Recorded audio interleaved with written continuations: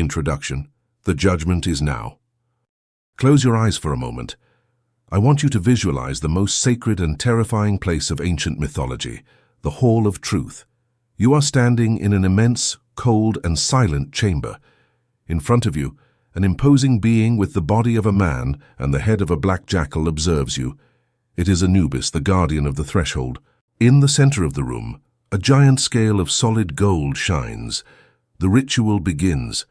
Anubis takes your heart, your consciousness, your memories, your emotions, and places it on one plate of the scale.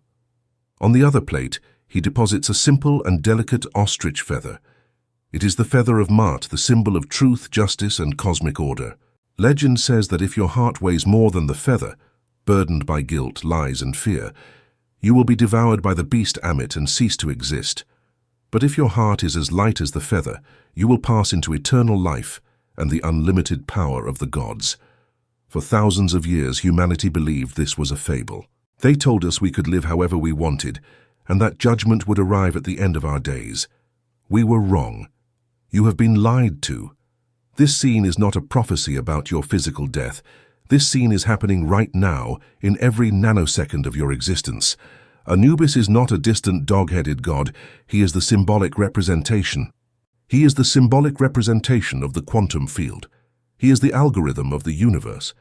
And the scale is not a metal instrument. It is the law of karmic gravity. Judgment is not a future event. It is a continuous and immediate process. Every time you tell a lie, you add weight to your heart. Every time you betray your word, you add density. Every time you feel envy, fear, or resentment, and do not transmute it, you are creating gravity. And that gravity is the exact reason why you are stuck. You wonder why you don't advance, why money flees from you, why you feel tired and heavy, even though you carry nothing physical. It is because your heart weighs tons on the quantum scale. Physics is clear. What is dense sinks. What is light ascends. You cannot fly toward success, toward the 1%, if you carry tied to your ankles the lead of your own incoherence. This audiobook is not a moral sermon. The universe doesn't care if you are good or bad according to human laws. The universe only cares if you are coherent. The scale of Anubis is a precision mechanism. Input, Zatis output.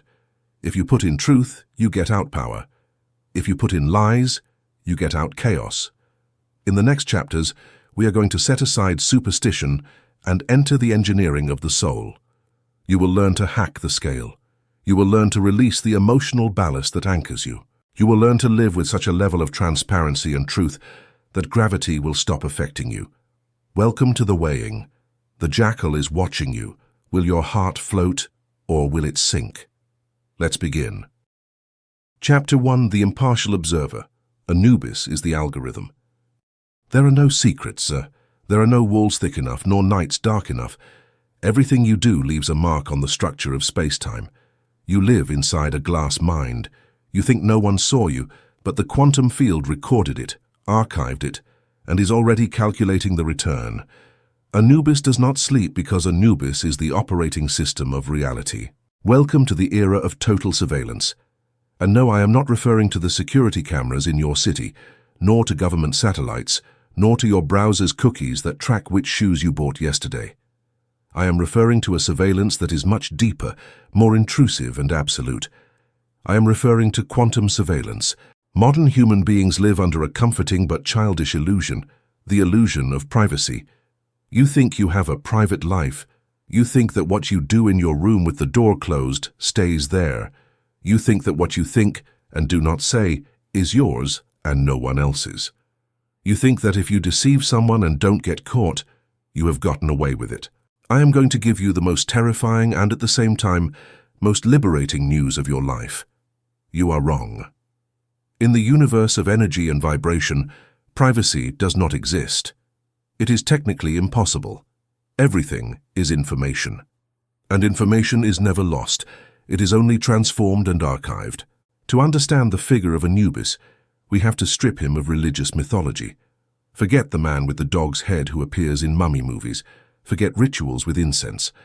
The ancient Egyptians did not worship gods as you understand the concept today. They personified universal principles and physical laws. Anubis, or Inpu as they called him, is the personification of the impartial observer. In modern terms, Anubis is the algorithm. It is the source code that governs causality. It is the artificial intelligence of the cosmos that has no emotions, has no favorites, and accepts no bribes. It simply looks, records, and executes. Input, output. If you understand this, you will stop praying to be forgiven, and you will start programming your reality with the precision of an engineer. The observer effect, the physics of the gaze. To understand Anubis, we must first visit a quantum physics laboratory. Let's talk about the most famous experiment in history, the double slit. When scientists fire electrons at a plate with two slots, strange things happen. If no one observes the experiment, the electron behaves like a wave.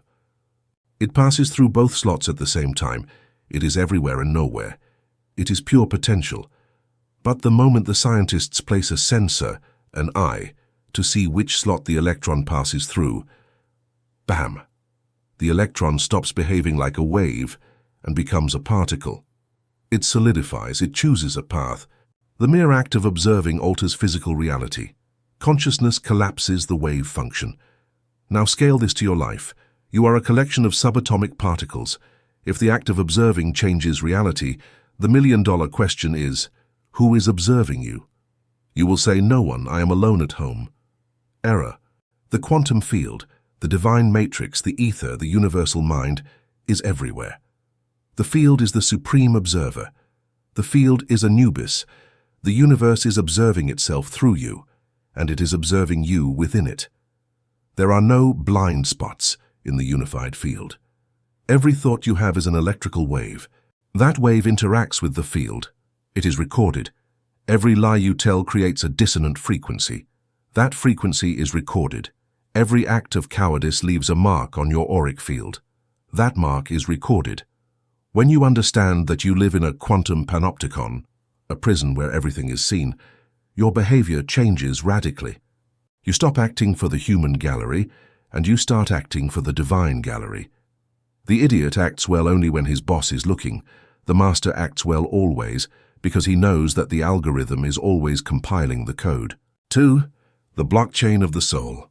Let's talk about technology to understand spirituality. Do you know what blockchain is? It is a chain of information blocks. Its main characteristic is that it is immutable. Once a transaction is written on the blockchain, it cannot be erased, it cannot be edited, and it cannot be hidden. It is public for the entire network. Your soul is a blockchain. Anubis is the auditor of that chain. Imagine that every action of your life is a transaction. You helped an old woman, transaction recorded. You stole office supplies, transaction recorded. You lied to your partner, transaction recorded. You thought I am not capable, Tantu, transaction recorded. You try to clear the history of your mental browser. You tell yourself, well, it was a white lie, it doesn't count. But in the blockchain of the soul, everything counts. You cannot hack the universe's ledger. People who live in mediocrity are people who believe they can cheat the system. They believe they can sow seeds of laziness and reap fruits of success. They believe they can sow seeds of deception and reap relationships of trust. It is like trying to make a fake Bitcoin transfer. The system rejects it. The bad luck you feel in your life is not a punishment from an angry God. It is simply the system rejecting your transactions because your blockchain is full of corrupt data. Anubis is the security protocol. He reviews your code. If he finds bugs, incoherencies, lies, repressed fears, he blocks your access to the next level. Do you want more money? Anubis reviews your record. Error. The subject is not reliable. Access denied. Do you want true love? Anubis reviews your record. Error. The subject lies to himself. Access denied. It is not cruelty. It is system security. Third, the myth of the secret. No one is going to find out. That is the most dangerous phrase in the human vocabulary. It is the phrase that precedes the fall. When you say, no one is going to find out, you are assuming that reality is limited to the 5 senses of the people around you. You are assuming that if your wife's eyes do not see it, it did not happen. But energy does not lie. Have you ever entered a room where two people had just argued, even though they are now quiet? You feel the tension. The air is cut with a knife. How do you know? No one told you. You know it because the energetic truth always screams, even when the mouth is silent. When someone lies to you, even if they are an expert liar, there is something in your stomach that shrinks. Your instinct, your connection with Anubis, detects the anomaly. The 1% understands that the secret is an energy leak. Maintaining a secret requires a monumental effort. It is like holding a beach ball underwater. You have to be constantly applying force so that it does not come to the surface. That is energy that you are not using to create your empire, to heal your body, or to expand your consciousness. People full of secrets are exhausted. They have dark circles under their eyes, they age fast. Their mental CPU is at 90% usage, just managing their lies and their masks. They only have 10% left to live. The free man, the man who passes Anubis's judgment, is he who has nothing to hide. Imagine the power of living like this. Imagine that they could project your thoughts on a giant screen in Times Square, and you felt no shame. That is power. That is what it means to have a light heart. When you have no secrets, you have no fear. Who can blackmail you? Who can discover you? You are already transparent. You are made of glass. Light passes through you without resistance. Thiophilus, the jackal, night vision. Why does Anubis have the head of a jackal? The Egyptians did not choose animals at random. They were observers of nature. The jackal is a scavenger and nocturnal animal. Night vision. The jackal sees in the dark. Anubis sees what you hide in your shadow. He sees what you do when you think it is night and no one is looking. He represents the vision of the subconscious. You cannot hide in the dark because he is the darkness. Sense of smell.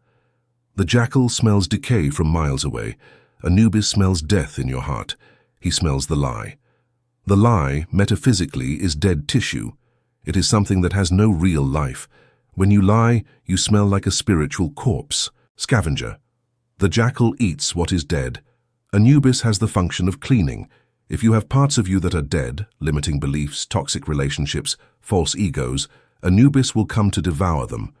When you face Anubis, you face your own ability to see in your darkness. The majority of people live on the surface. I'm a good person, they say. But Anubis goes down to the basement. He looks under the rug. There he finds your envy.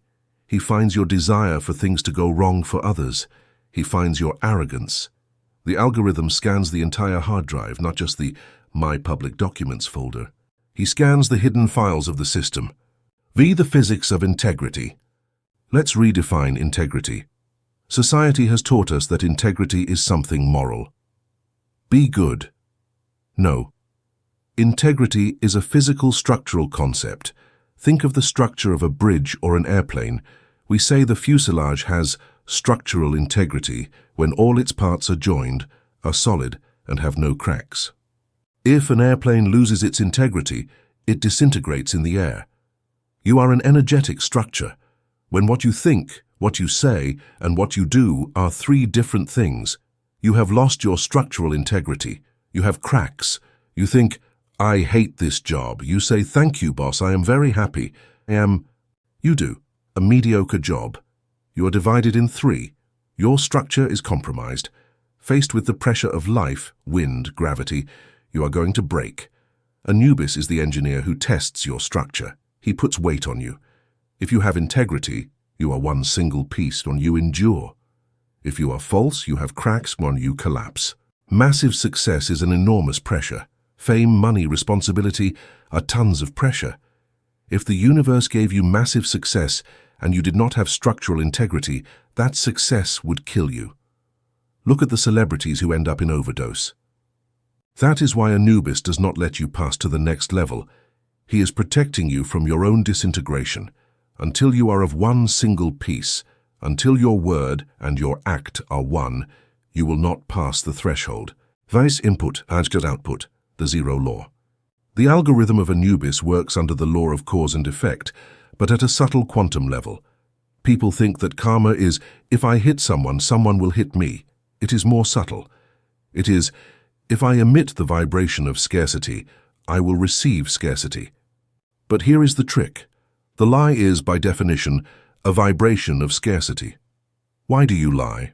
You lie because you believe that the truth is not enough. You lie because you believe that you, as you are, is not enough to be loved or accepted. You lie to obtain something that you believe you lack. Therefore, every lie is a statement to the universe that says, I am poor, I am insufficient, I am afraid. And the algorithm of Anubis receives that input, and it returns the corresponding output to you. More situations that make you feel poor, insufficient, and afraid.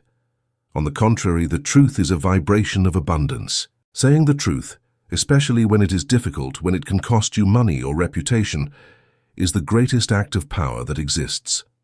You are telling the universe, I am so abundant and strong that I do not need to manipulate reality. I can deal with the consequences of who I am. That is an input of a king-queen, and the algorithm responds by giving you more power. Truth is the currency of the gods. Lies are the currency of slaves. With what currency are you paying for your life? Seventh, the cosmic audit. Imagine that today, at the end of the day, you receive a letter. It is an audit. But not from the tax agency. It is an audit from Anubis.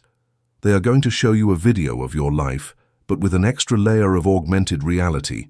They are going to show your real intentions behind every act. They are going to show when you gave alms not out of generosity, but to feel superior. They are going to show when you flattered someone not out of admiration, but to manipulate them. They are going to show when you were silent in the face of injustice out of cowardice. Could you stand to see that video? Could you sit with your family and friends and watch it together? If the answer is no, you have work to do. You have a heavy heart. The 1% lives prepared for the audit at all times. They live in such a way that if their emails, their chats, and their thoughts were leaked, they would have nothing to fear. Perhaps they would be judged for being harsh or ambitious or strange, but not for being false. Authenticity is the definitive shield. When you are authentic, no one can discover you because you have already shown yourself. You take the power from the world and you keep it. Fifth, the return of innocence, resetting the system. Does this mean that if you have lied in the past, you are condemned? No. The algorithm is dynamic. It updates in real time. You can clear your history, not by erasing the past, that is impossible, but by balancing the equation. In accounting, if you have a debt, you pay it. In metaphysics, if you have karmic weight, you transmute it with action of truth. The process is called radical redemption. 1. Recognize the error, confession. Stop justifying yourself. Tell the mirror, I lied, I was a coward, I was a manipulator. Anubis respects the truth, even if it is an ugly truth. 2. Correct the damage, reparation. If you can fix it, do it. Ask for forgiveness, return the money, clarify the misunderstanding. 3. Change the pattern, reprogramming. Commit starting today to radical transparency. At the moment you decide to live in truth, the weight disappears. It is physical. You literally feel a backpack of stones being taken off your back. Your breathing becomes deeper. Your eyes shine brighter. You have reset the algorithm. You have passed from a state of error to a state of flow. Chapter 2. The Feather of Ma'at, Coherence or Chaos. Truth is not something you say. It is something you are. When your thoughts, your words, and your actions vibrate at the same frequency, you become a human laser. You cut through reality. That is Ma'at. Any deviation from that alignment is noise. It is chaos. And chaos is expensive. It charges you in health, in money, and in time. The feather does not measure your goodness. It measures your spiritual aerodynamics. On the other side of the scale, facing your beating and frightened heart, rests an object that seems insignificant, a feather, a simple ostrich feather. It is not a gold ingot, it is not a diamond, it is something fragile that would blow away with a sigh. However, that feather is the heaviest object in the universe, because it represents the absolute standard of reality. That is the feather of Ma'at. For the ancient Egyptians, Ma'at was not just a goddess with wings. Ma'at was the concept of cosmic order. It was truth, justice, harmony, and balance in your world right now, today now.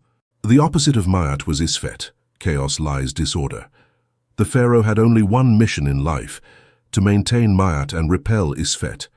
Because if Ma'at was broken, the Nile did not rise, the sun did not come out, and society collapsed. Today we are going to translate these hieroglyphs into modern physics in your life right now today. Ma'at is not behaving well. Ma'at is wave coherence. Isfet is destructive interference. You want to be rich, you want to be powerful, you want to be free, but you are operating in Isfet. You are operating in chaos. Your thoughts go to the right, I want to be a millionaire. Your words go to the left, the economy is terrible. Your actions go backward. You stay on the sofa watching series. You are an orchestra where each musician plays a different song. That is not music. It is noise. And the universe does not pay for noise. The universe pays for symphonies. In this chapter, we are going to learn to align your atoms today in your life right now, today now. We are going to learn to become a conductor of electricity without resistance. We are going to study the physics of the feather. By mastering this alignment, you transition from being a source of static to becoming a channel for the infinite creative power of the cosmos, allowing your will to manifest with effortless precision now. A physics of coherence, light bulb versus laser. To understand the power of Ma'at, you have to understand the difference between a 100-watt light bulb and a 100-watt laser. Both use the same amount of energy. They have the same input. But the result is radically different. The light bulb emits incoherent light. Its photons are chaotic right now, today in your life right now. Some go up, others down in different phases and frequencies. They collide with each other. They scatter. They illuminate a room softly, but they have no impact force. They are harmless. The laser emits coherent light. All photons travel in the same direction. All have the same wavelength. All are in phase in your life right now today. The result is that those same 100 watts, concentrated and ordered, can cut a steel plate. They can travel to the moon and back. The laser is Ma'at. The light bulb is your current state. Most people are light bulbs. They scatter their vital energy in 1,000 contradictions. They want to be healthy, but eat junk food today now. That incoherence makes their energy cancel itself out. It is called destructive interference. The wave of your desire hits the wave of your fear, and the result is zero. Flat. The man or woman of the 1% has become a laser. When they decide something, their whole being aligns in that direction right now, today in your life now. There are no doubts, no contradictions, no plan B. Their mere presence cuts the air. When they enter a room, it is noticed. They have specific weight. Paradox. They weigh because they are dense in power, but light on the scale because they have no friction. Living in Ma'at is living in a laser state today in your world now. Tus, the sacred trinity, thought, word, deed. The structure of reality is based on 3 levels of manifestation. 1. Mental, the design plane, where the idea is born. 2. Verbal, the vibration plane, where it is given acoustic form and frequency. 3. Physical, the action plane, where it materializes into matter right now today in your life right now today now. Integrity, Ma'at, occurs when you draw a perfect straight line through those 3 points. What I think, what I say, what I do. It seems simple. It is the hardest thing in the world. 99% of the population has that line broken into 1,000 pieces. They think one thing, say another, and do a third today in your life now. They think, I dislike this guy. They say, friend, what a joy to see you. They invite him to dinner. Rupture, alarm in the system. At that moment, you have created cognitive dissonance. You have created isfet, chaos, in your nervous system. Your body knows you are lying. Your cortisol rises now in your life now. Every time you break the alignment of the Trinity, you lose personal power. You become blurry before the universe. The universe doesn't know what to give you because you are sending 3 contradictory signals at once. Does he like the friend or hate him? I don't understand. Let's give him nothing in your life today now. The initiate practices radical alignment. If they think no, they say no and they do not go. If they think yes, they say yes, and they go with everything. At first, this will bring you social problems. People are used to polite falsehood. They will call you blunt, weird, or intense right now today in your life now. But soon they will begin to respect you with a reverential fear, because they will know you are a person of one piece. They will know your word is law, And most importantly, the universe will know that when you emit a signal, that signal is pure, and it will respond immediately today in your world right now, today, now. Third, the energetic cost of lying, entropy. Let's talk about energy economics. Truth is the state of minimum energy. It is the ground state in physics. Telling the truth requires no effort. You simply relate what is. You don't need memory. You don't need calculation. It flows. The lie is a state of high energy and high entropy today in your life, right now, today. To maintain a lie, or a false image of yourself, you need to build an artificial structure. You need constant energy to hold that structure against the gravity of truth. What did I tell this person? How should I act to seem smart? If they find this out, what do I do? It is exhausting today in your world right now. It is like having 50 tabs open in your brain's browser consuming RAM. Your processor slows down. You become slow, clumsy, reactive. You have no energy to create your business or heal your body because 80% of your energy is being spent on maintenance of the mask. The feather of Ma'at is light because truth doesn't weigh now. When you live in Ma'at, you free up gigabytes of mental energy. You close all those tabs. Suddenly you have an energy surplus. You feel light, fast, lucid. People think lying is a shortcut. No, lying is taking the long, steep and muddy road. Truth is the highway. It is the direct path today in your world now. If you feel chronically tired, do a lie audit. Who are you deceiving? What facade are you sustaining? Tear it down. Let it fall. The relief you will feel will be better than any drug. By choosing truth, you reclaim your vitality and sharpen your focus, becoming a beacon of clarity in a world of confusion now. Further tyranny of the nice, Ma'at is not pretty. There is massive spiritual confusion in the new age. Being good spiritual is confused with being nice politically correct. Ma'at has nothing to do with being nice. A hurricane is Ma'at. A volcano is Ma'at. A wolf eating a sheep is Ma'at. They are true events. They follow their nature today in your world now. Sometimes truth is hard. It is sharp. It is cold. If a friend is ruining his life and you tell him, don't worry, everything is fine, you are perfect, you are not being spiritual. You are being an agent of chaos. Isfet. You are feeding his illusion. You are lying to avoid conflict today in your life right now today. That is cowardice, not kindness. Being in Ma'at sometimes means drawing the sword. It means saying, you are behaving like an idiot and you are going to crash. That is real love. That is order. You are trying to restore coherence. Do not seek to be the good guy of the movie. Seek to be the true one today now. Often, the most upright person in the room is the one the hypocrites dislike. If your presence irritates liars, it's a good sign. It means your light is revealing their shadows, and it bothers them. The feather of Ma'at is not for tickling, it is for writing sentences. Use it to define your reality with power now. The micro-incoherencies, the termites of the soul. It is not the big lies that sink you. You rarely rob a bank or kill someone. What sinks your scale are the micro-incoherencies. They are the termites that eat the structure of your house without you seeing it. Saying, I'll be there in 5 minutes, when you know you need 20 today in your life right now, today now. Saying we have to meet when you have no intention of seeing that person.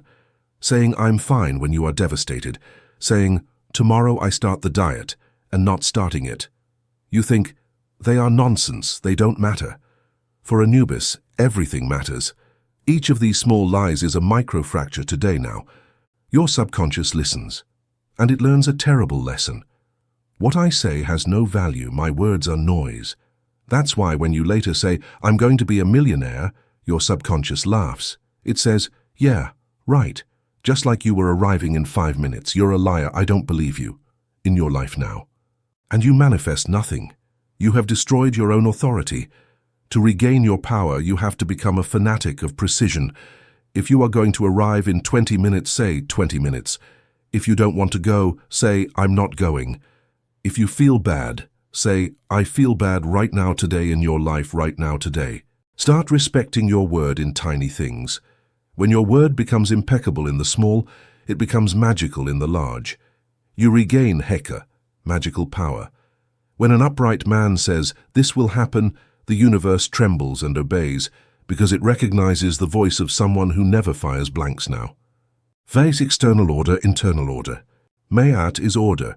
Internal mental chaos always manifests as external environmental chaos. Look at your room. Look at your car. Look at your desk. Look at your finances. Is there order? Or is there isfet? If you live in a dump, your mind is a dump. You cannot have high-frequency thoughts today in your life now. You cannot have clean, ordered millionaire thoughts sitting on a stained sofa surrounded by messy papers. External entropy drains your internal energy. Each object out of place is visual noise your brain has to process. Jordan Peterson became famous saying, "Clean your room right now today in your life now." It is deeply metaphysical and Egyptian advice. Establishing Ma'at in your physical environment is the first step to establishing Ma'at in your psyche. Before trying to fix the world or your business, fix your sock drawer. Create a sanctuary of order. When you order your space, you are ritualizing your mind today now. You are saying, "I am a being of order. I reject chaos." Discipline, cleanliness, and aesthetics are forms of worship to Ma'at. The 1% live in impeccable environments, not for luxury, but for mental clarity. Minimalism is a tool of Ma'at. The fewer unnecessary things you have, the less noise, more signal now. Servants, the aerodynamics of detachment. Why is the feather the symbol? Because the feather is designed to flow with the wind. It offers no resistance. Living in Ma'at is living without resistance. Human suffering comes from resistance to the truth. The truth is, she left you. The resistance is, it can't be, she must return. Now. Acceptance, Ma'at, is, she left me, it is a fact, I move on. Lightness. The feather teaches you to navigate reality with aerodynamics, accepting facts as they are, fast, without drama. Drama is weight, drama is isfet. People addicted to drama always have a heavy heart today in your life right now, today now. They love wallowing in why me. It's unfair in poor me. That is karmic fat. The 1% warrior looks at the fact, removes the emotional label, and operates on it. I lost money. Fact. I am an idiot. I will never learn. Wait. Okay, I lost money. What did I learn? How do I get it back? Lightness. Now, be a feather in the wind of destiny. Do not try to be a rock. The rock wears away, the feather travels. By shedding the unnecessary weight of emotional attachment to outcomes, you gain the agility to maneuver through life's challenges with grace and swiftness, reaching your destination without exhaustion now. Fate, the contract of coherence. You think you have contracts with your boss, with your bank, or with your landlord. The most important contract is the one you have with yourself, the contract of coherence. Most people break that contract every day before 10 in the morning. The alarm rings, you said, "I will get up." You hit snooze now. Crack. First breach of contract. You said cold shower, you make it lukewarm. Crack. Second breach. By midday, your structural integrity is so damaged that you don't respect yourself. And if you don't respect yourself, why would life respect you? The exercise is simple but brutal. Fulfill what you promise now. Fulfill what you promise or promise nothing. If you aren't going to exercise, have the decency not to tell yourself, "I'm going to exercise." Say, "Today I choose to be sedentary." At least you are in truth. At least there is coherence in your mediocrity. But don't say one thing and do another today in your life now. That is spiritual suicide. Start making very small promises that you can fulfill 100%. I'm going to drink a glass of water now. Do it. I'm going to read one page. Do it. You are repairing the fabric of your will. You are rebuilding trust with your own soul. Gradually, you can make bigger promises now. Filter the resonance of the universe, the tuning fork. Imagine the universe is a giant tuning fork, tuned to the note of truth. If you are a tuning fork tuned to the note of the lie, you do not resonate. There is no music, no amplification. You are alone. If you tune yourself to truth, you enter sympathetic resonance with the cosmos today now. Suddenly your small force is multiplied by the infinite force of the all. That is what we call luck. Luck is not chance, it is resonance. It is being so aligned with the cosmic order that doors open by themselves because you are part of the natural flow of things in your world right now today. Opportunities seek coherence, money seeks order, love seeks truth. Become the place where those things want to dwell. By embodying the frequency of Ma'at, you turn yourself into a magnet for excellence, drawing to you the people, resources, and events that reflect your internal state of perfect alignment now. Chapter 3. Vibrational Density. Why do you feel heavy? Your emotions are not smoke, they are mass. They have specific weight. Shame weighs tons. Guilt is radioactive lead. Resentment is a rusty iron anchor driven into the bottom of the ocean. As long as you carry that density in your energetic field, gravity will win. It doesn't matter how much you work, it doesn't matter how much you run. If you weigh more than the feather, you will sink. To fly, you don't need more wings, you need fewer stones. Have you ever woken up in the morning feeling exhausted before putting a foot on the ground? You haven't done physical exercise. You've slept 8 hours. Your blood test says you are healthy. And yet you feel like you are walking inside a pool of molasses. You feel a pressure in your chest. It's hard for you to start. It's hard for you to smile. People tell you, "You look bad." You respond, "It's stress," or "It's age." You are lying to yourself. What you feel is not muscle fatigue. What you feel is karmic gravity. What you feel is vibrational density. On Anubis's scale, the heart is weighed. But what is it that weighs in a heart? A physical heart weighs about 300 grams. That is the same for a saint as for a murderer. What Anubis measures is not the flesh. It is the electromagnetic charge of your accumulated emotions. You have spent years, perhaps decades, putting stones in your emotional backpack. Every time you felt shame and did not process it, a stone. Every time you felt guilt and did not forgive yourself, a brick. Every time you swallowed rage to seem polite, a sandbag. Now you carry 50, 80, 100 kilos of invisible ballast. And you wonder why it is so hard to climb the mountain of success. You wonder why others go up running and whistling while you crawl panting. They travel light. You travel heavy. In this chapter, we are going to study the periodic table of emotions. We will identify the lead in your system and start the alchemy process to transmute it. The map of consciousness, the Hawkins scale. To understand density, we need a map. Dr. David Hawkins, psychiatrist and mystic, dedicated his life to calibrating the vibrational frequency of human emotions. He created the map of consciousness. Imagine a scale from 0 to 1,000. 0. Death. 20. Shame, the lowest vibration possible before death. 30. Guilt. 50. Apathy. 100. Fear. 150. Anger. 200. Courage, the turning point where you start contributing more than you consume. 500. Love. 600. Peace. 700. 1,000. Enlightenment. Here is the physics of the matter. Frequency and density are inversely proportional. A low vibration, shame 20, is a slow, long, and heavy wave. It is almost solid. It is like ice. A high vibration, peace 600, is a very fast, short, and light wave. It is like steam. Anubis and his scale operate under this law. If your predominant state is shame or guilt, you are dense. You are heavy matter. Gravity affects you brutally. Everything costs you effort. Life is suffering and friction. You are stuck to the ground. If your predominant state is love or peace, you are subtle. You are light. Gravity barely affects you. Things flow. You manifest fast because there is no resistance. The objective of the game is not to have success. That is a result. The objective is to raise your frequency. Because when you raise your frequency, success is simply a side effect of your lightness. Helium balloons go up not because they try hard, but because it is their nature. So the lead of the soul, shame and guilt. Let's talk about the two heaviest materials in the emotional universe.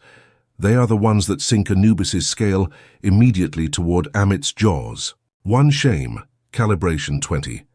It is the emotion of I am bad. Not I did something bad, but I am a mistake. It is the desire to disappear, for the earth to swallow you up. Shame is an energetic implosion. You make yourself small. You lower your head.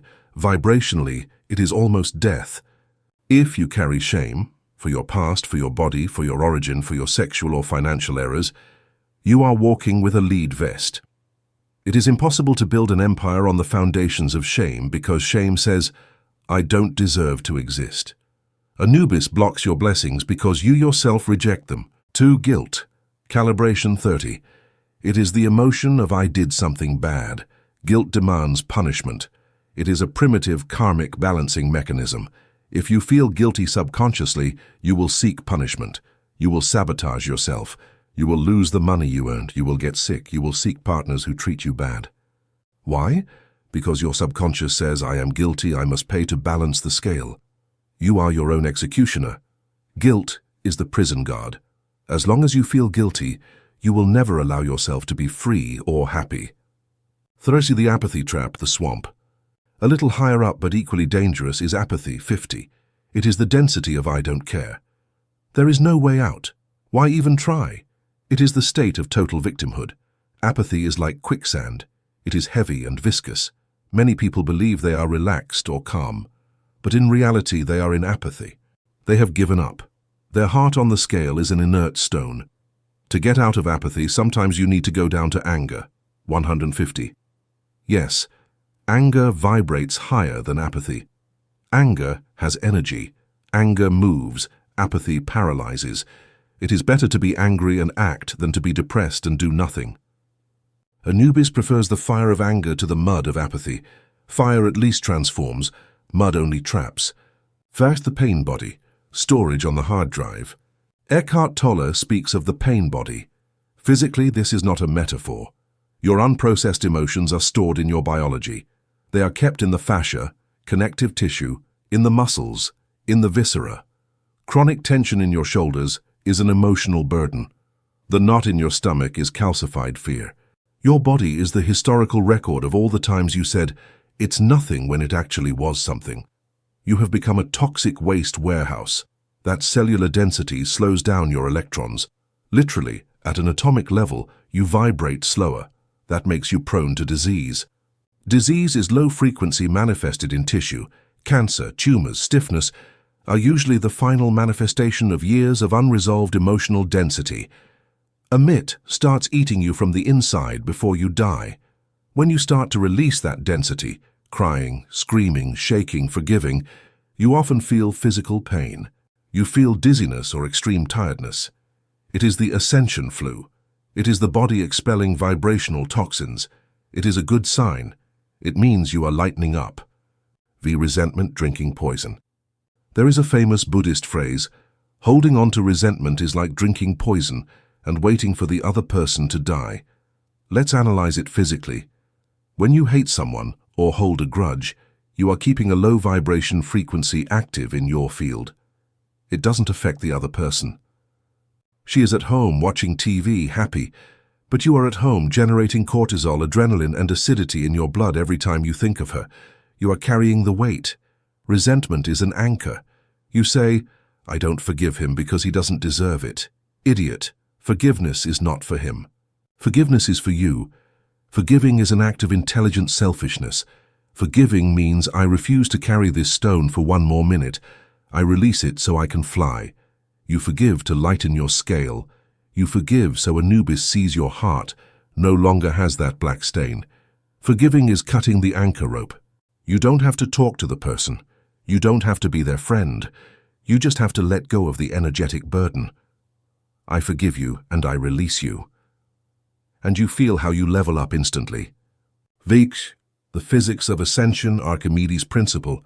Archimedes' principle says that a body submerged in a fluid experiences an upward thrust. Objects less dense than water float. Denser ones sink. The universe is an energetic fluid. If you want to ascend socially, economically, and spiritually, you have to become less dense than the environment around you.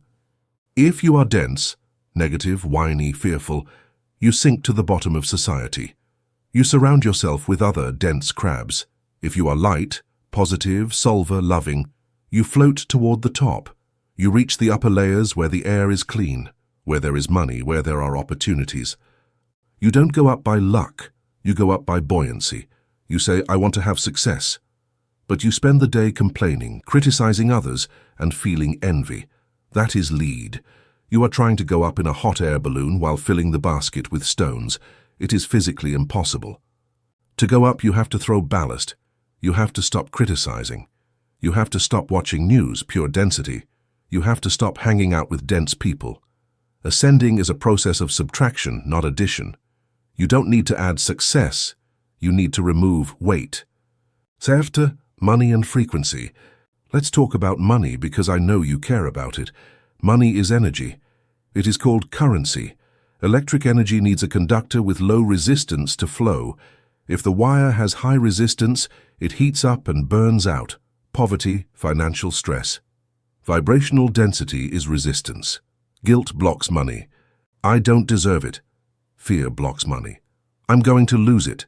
Envy blocks money. Rich people are bad. If your heart is heavy on the scale, the flow of abundance stops. Anubis turns off the tap.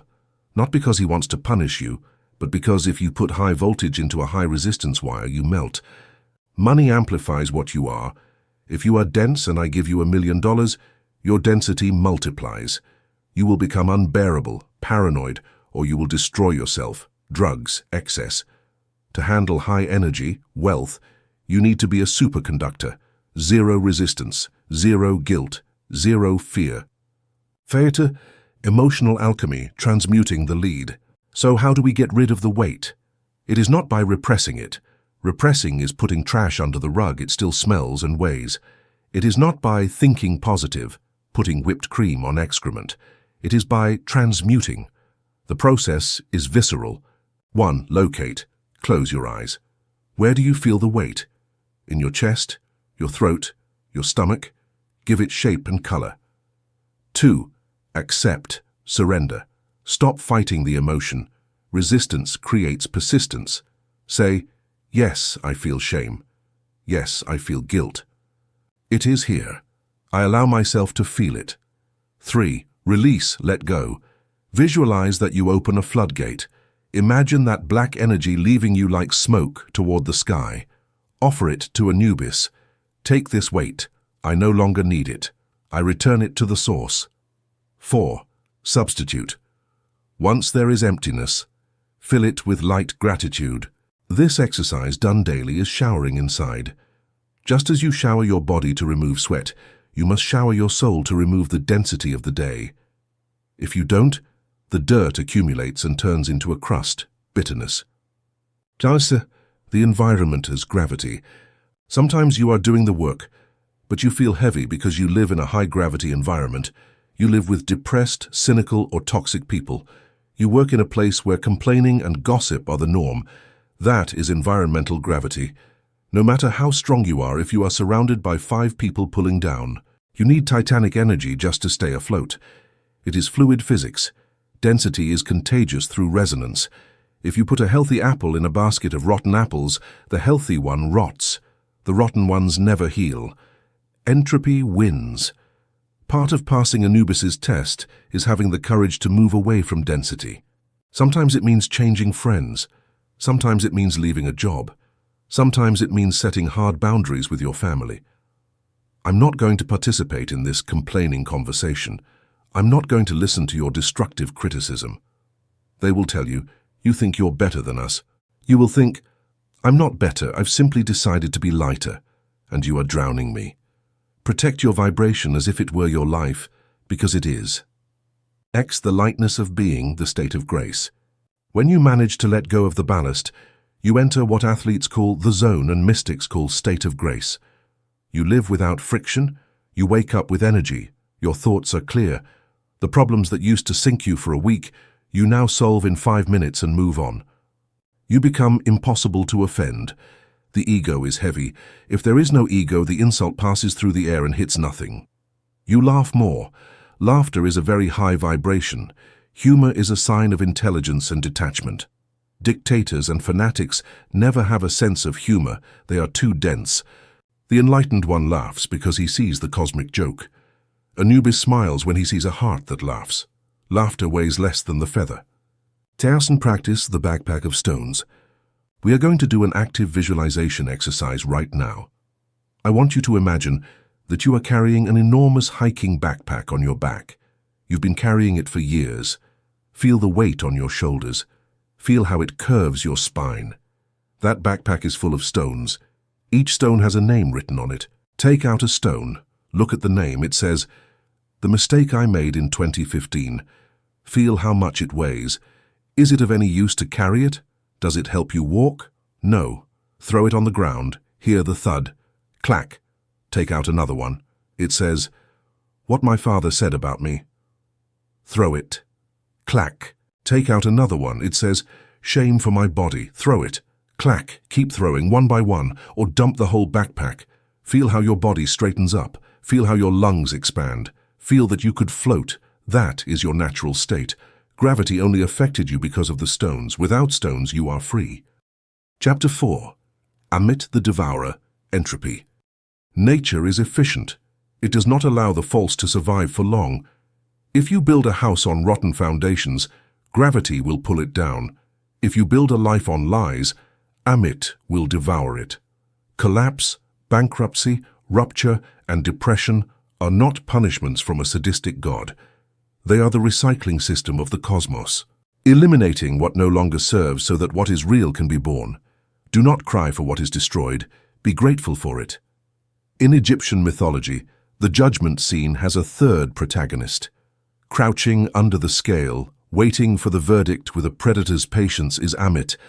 She is a terrifying chimera right now today in your world. She has a crocodile head, lion body, and hippopotamus hindquarters, the three most dangerous animals in Africa, combined into a single killing machine. If your heart weighs more than the feather, Anubis does not condemn you. Anubis simply lowers the plate and hands it over to Ammit.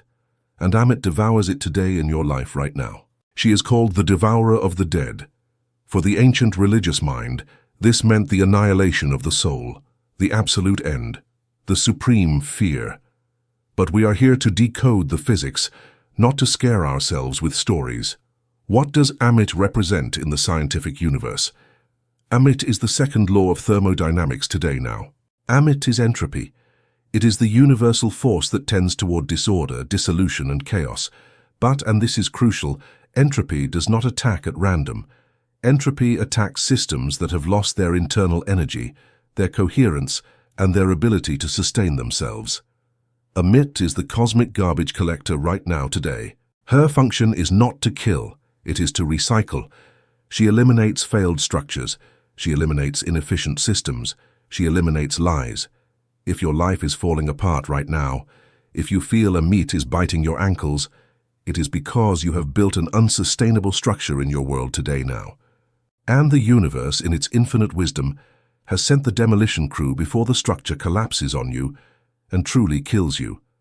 By acknowledging the necessity of this destruction, you clear the way for a more authentic and resilient version of yourself to emerge from the ashes of the old in your existence now. By the physics of structural collapse. Imagine a building. For the building to stay standing, order Mayat, you need to invest constant energy, maintenance, painting, repairs. If you stop investing energy, truth, integrity, entropy attacks. The building does not fall because entropy is bad. It falls because the structure is weak right now today in your life now. In your life, the lies and incoherencies of which we spoke in the previous chapter are structural failures. They are rotten beams painted gold to look solid. You believe you can cheat gravity. You build a professional career you hate, rotten beam.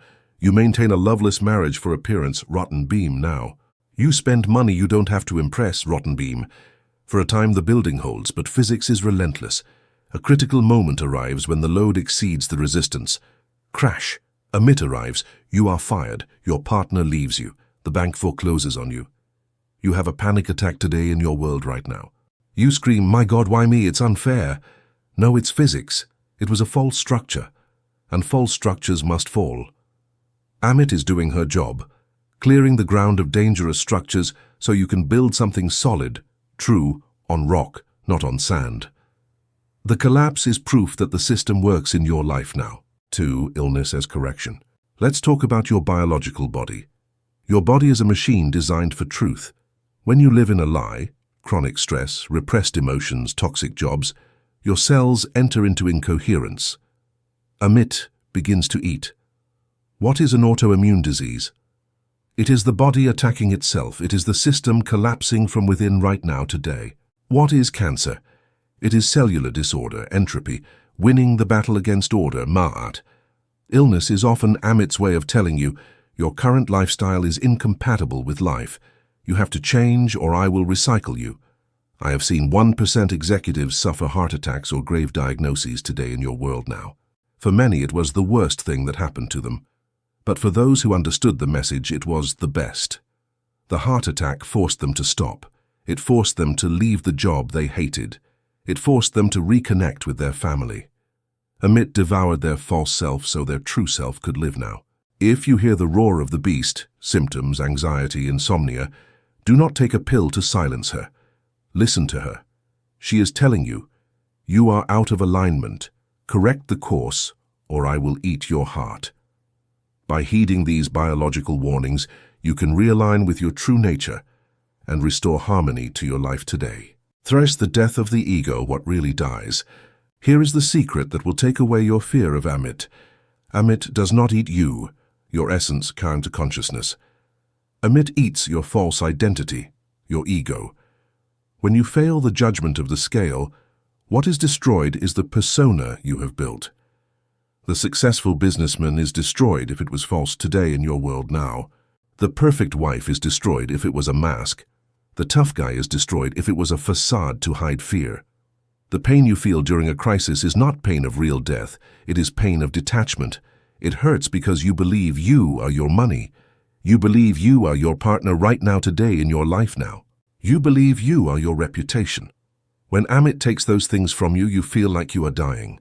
I am no one without my company. False.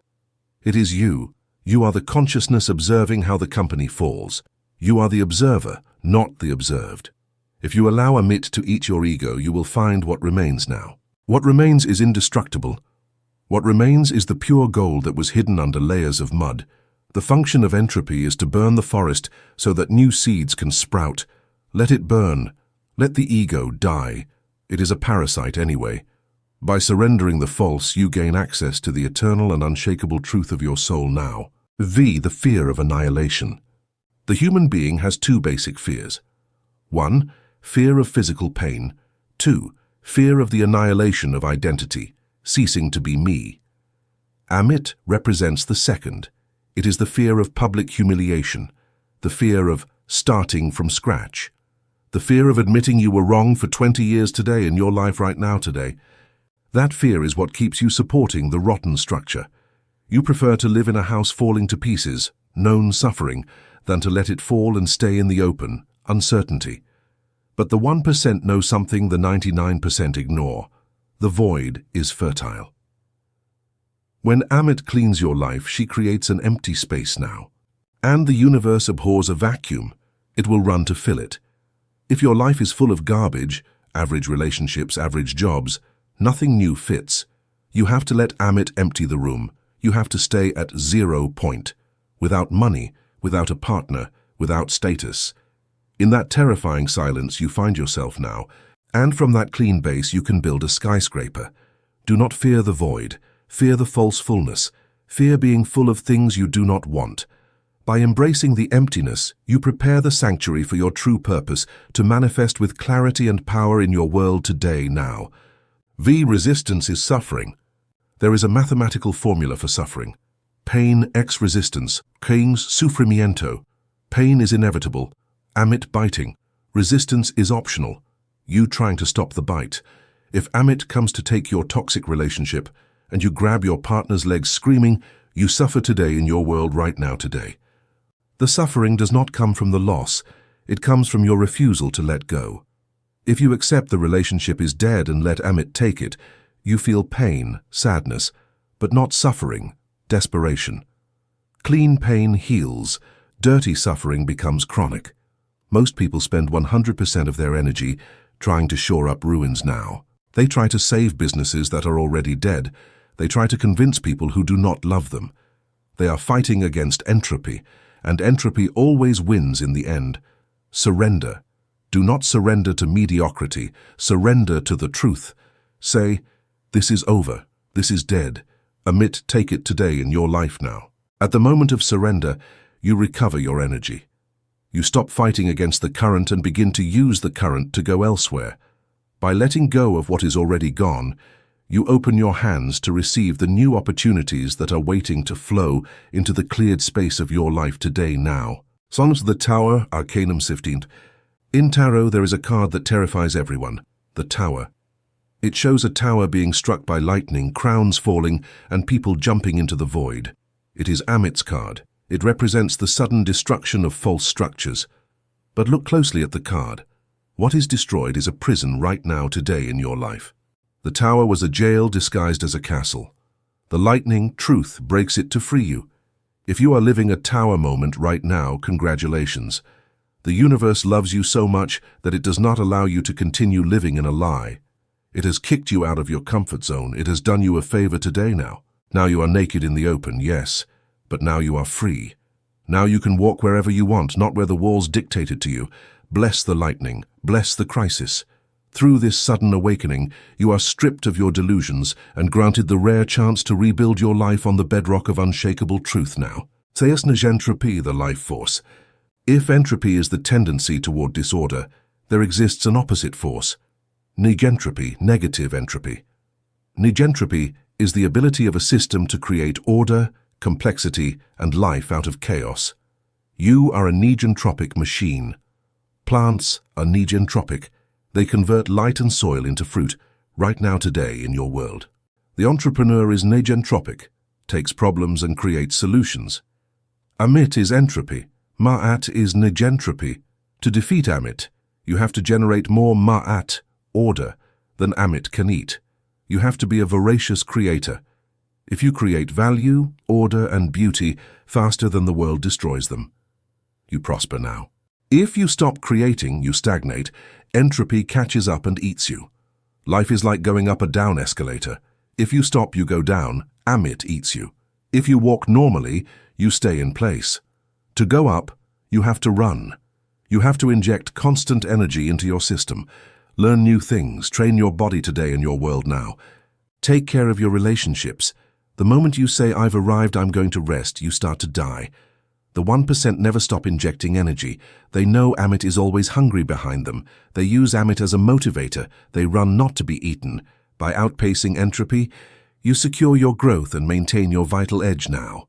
Vate, cosmic digestion, the fertilizer. What happens to what Ammit eats? Does it disappear? No, energy is not destroyed. Ammit digests it and turns it into fertilizer. Your past failures are the fertilizer of your future success.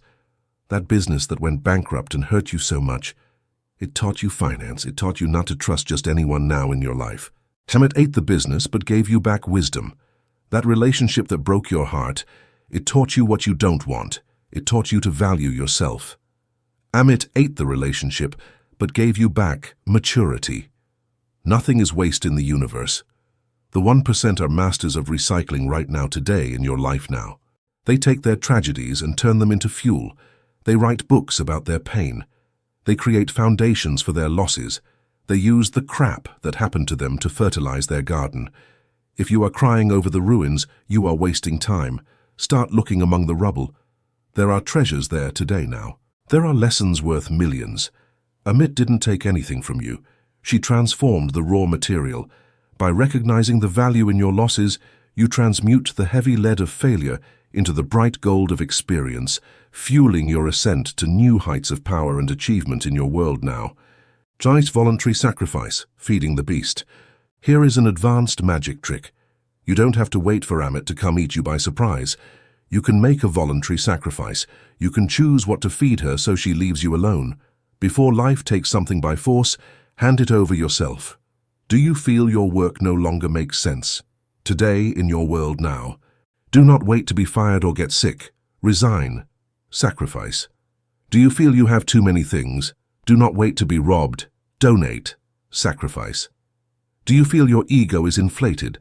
Do not wait to be humiliated. Humiliate yourself by serving others. Sacrifice. When you voluntarily hand over what no longer serves, you take control now. You take control of the entropy process. You direct the controlled demolition of your life. It is much less painful and much more elegant than accidental collapse. Ask yourself today, What is extra in my life? What habits, what objects, what beliefs are expired? Throw them to Ammit right now, today, in your life now. Here, eat this. Eat my laziness, eat my fear, eat my old clothes. By feeding the beast voluntarily, you keep your core intact. The ancients made sacrifices to the gods for this reason, to maintain balance and avoid total destruction. Your modern sacrifice is renouncing your comfort and your vices today in your world now. It's the zombies people already devoured. If you look around, you will see people whose hearts Ammit already devoured, but their bodies keep walking.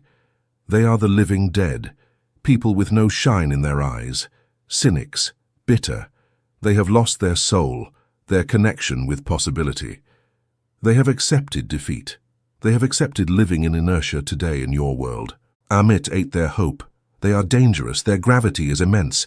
They will try to drag you into their grave. Don't try. It's not worth it. Everyone is a thief. Life is crap.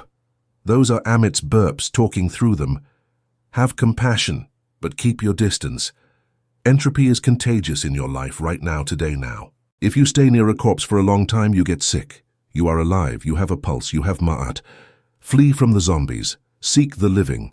By surrounding yourself with those who still burn with the fire of purpose, you protect your own flame and ensure that your heart remains too vibrant for Ammit to ever claim now. Thanks will practice the fire purge. We are going to do a cleaning ritual. Not mystical, but psychological. You need paper and fire, a lighter, a fireplace, or a safe bowl. 1. The blacklist. Write everything you feel is false or heavy in your life. My need for approval. My resentment toward X. My fear of becoming poor. The lie that I am happy in this job. 2. Visualization. Look at the list. Recognize that this is food for Ammit. Say, this is not me, this is waste. Ammit, I hand it to you. 3. The burning. Set fire to the paper. Watch it be consumed. Watch it turn to ash and smoke. 4. Integration. The matter did not disappear, it transformed into heat and light. Feel that you have released that trapped energy. Now that energy is yours to create.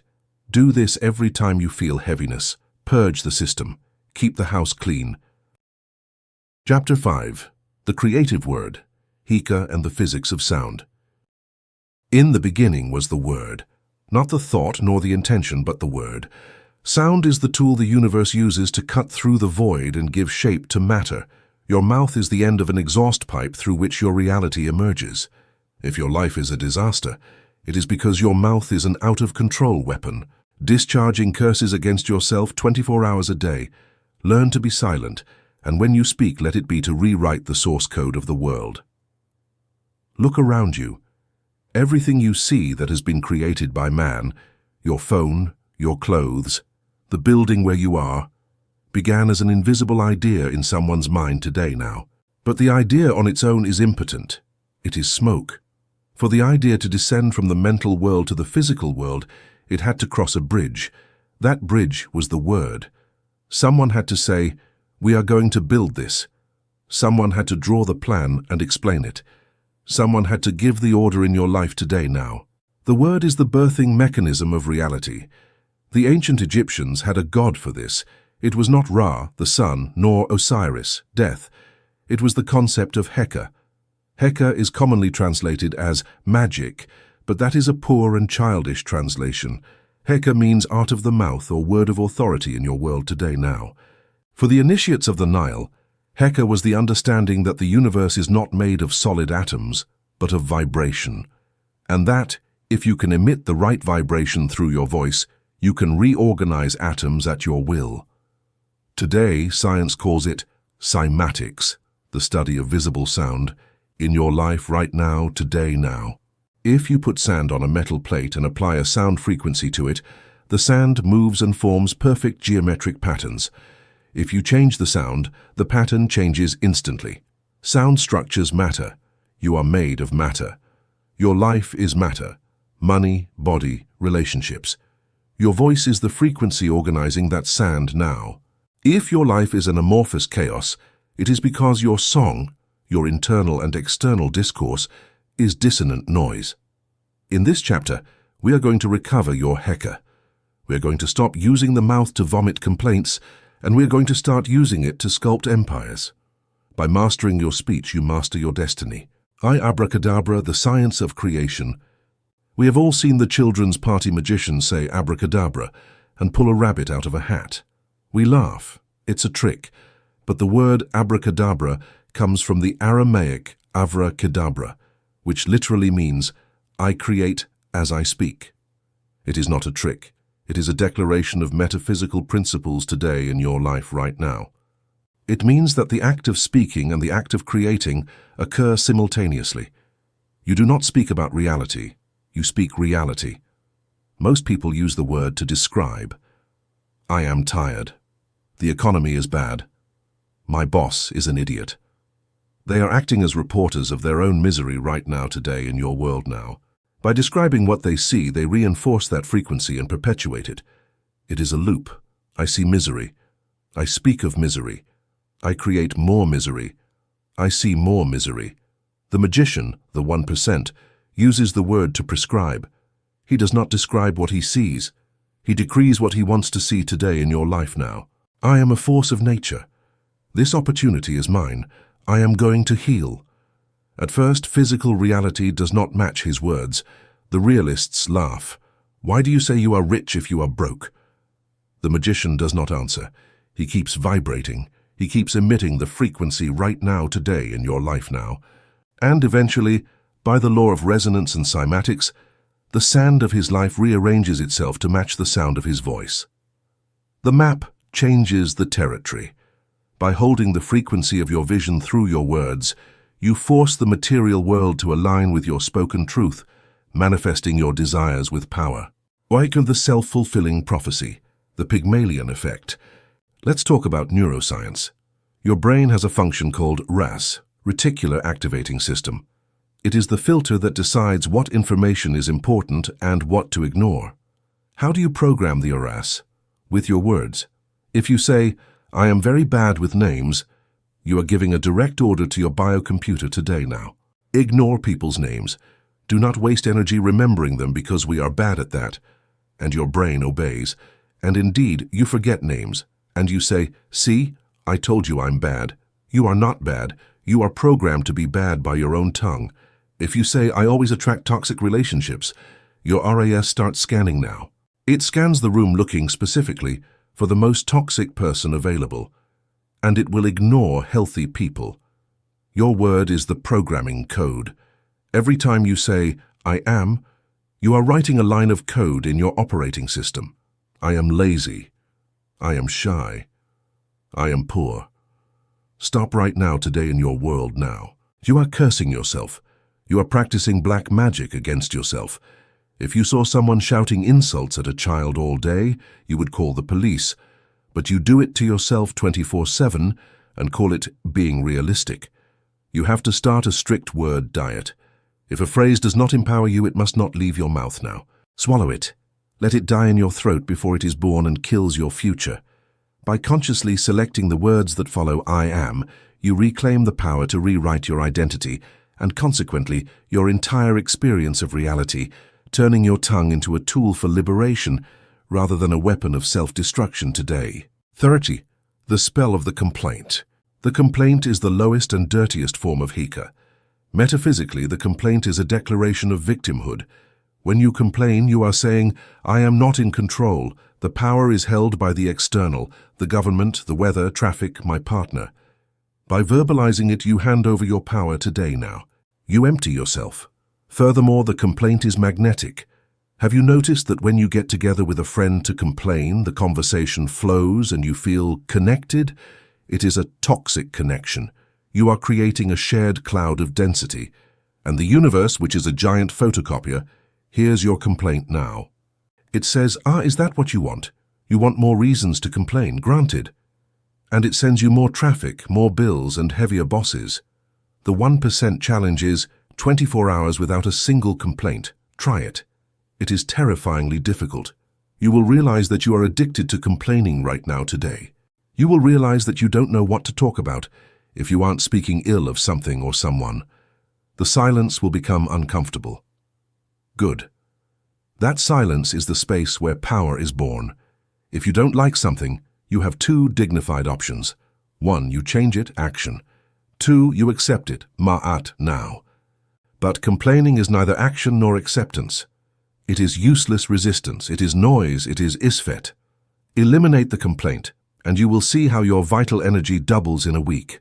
By silencing the victim within, you make room for the architect to speak, aligning your voice with the creative forces of the cosmos.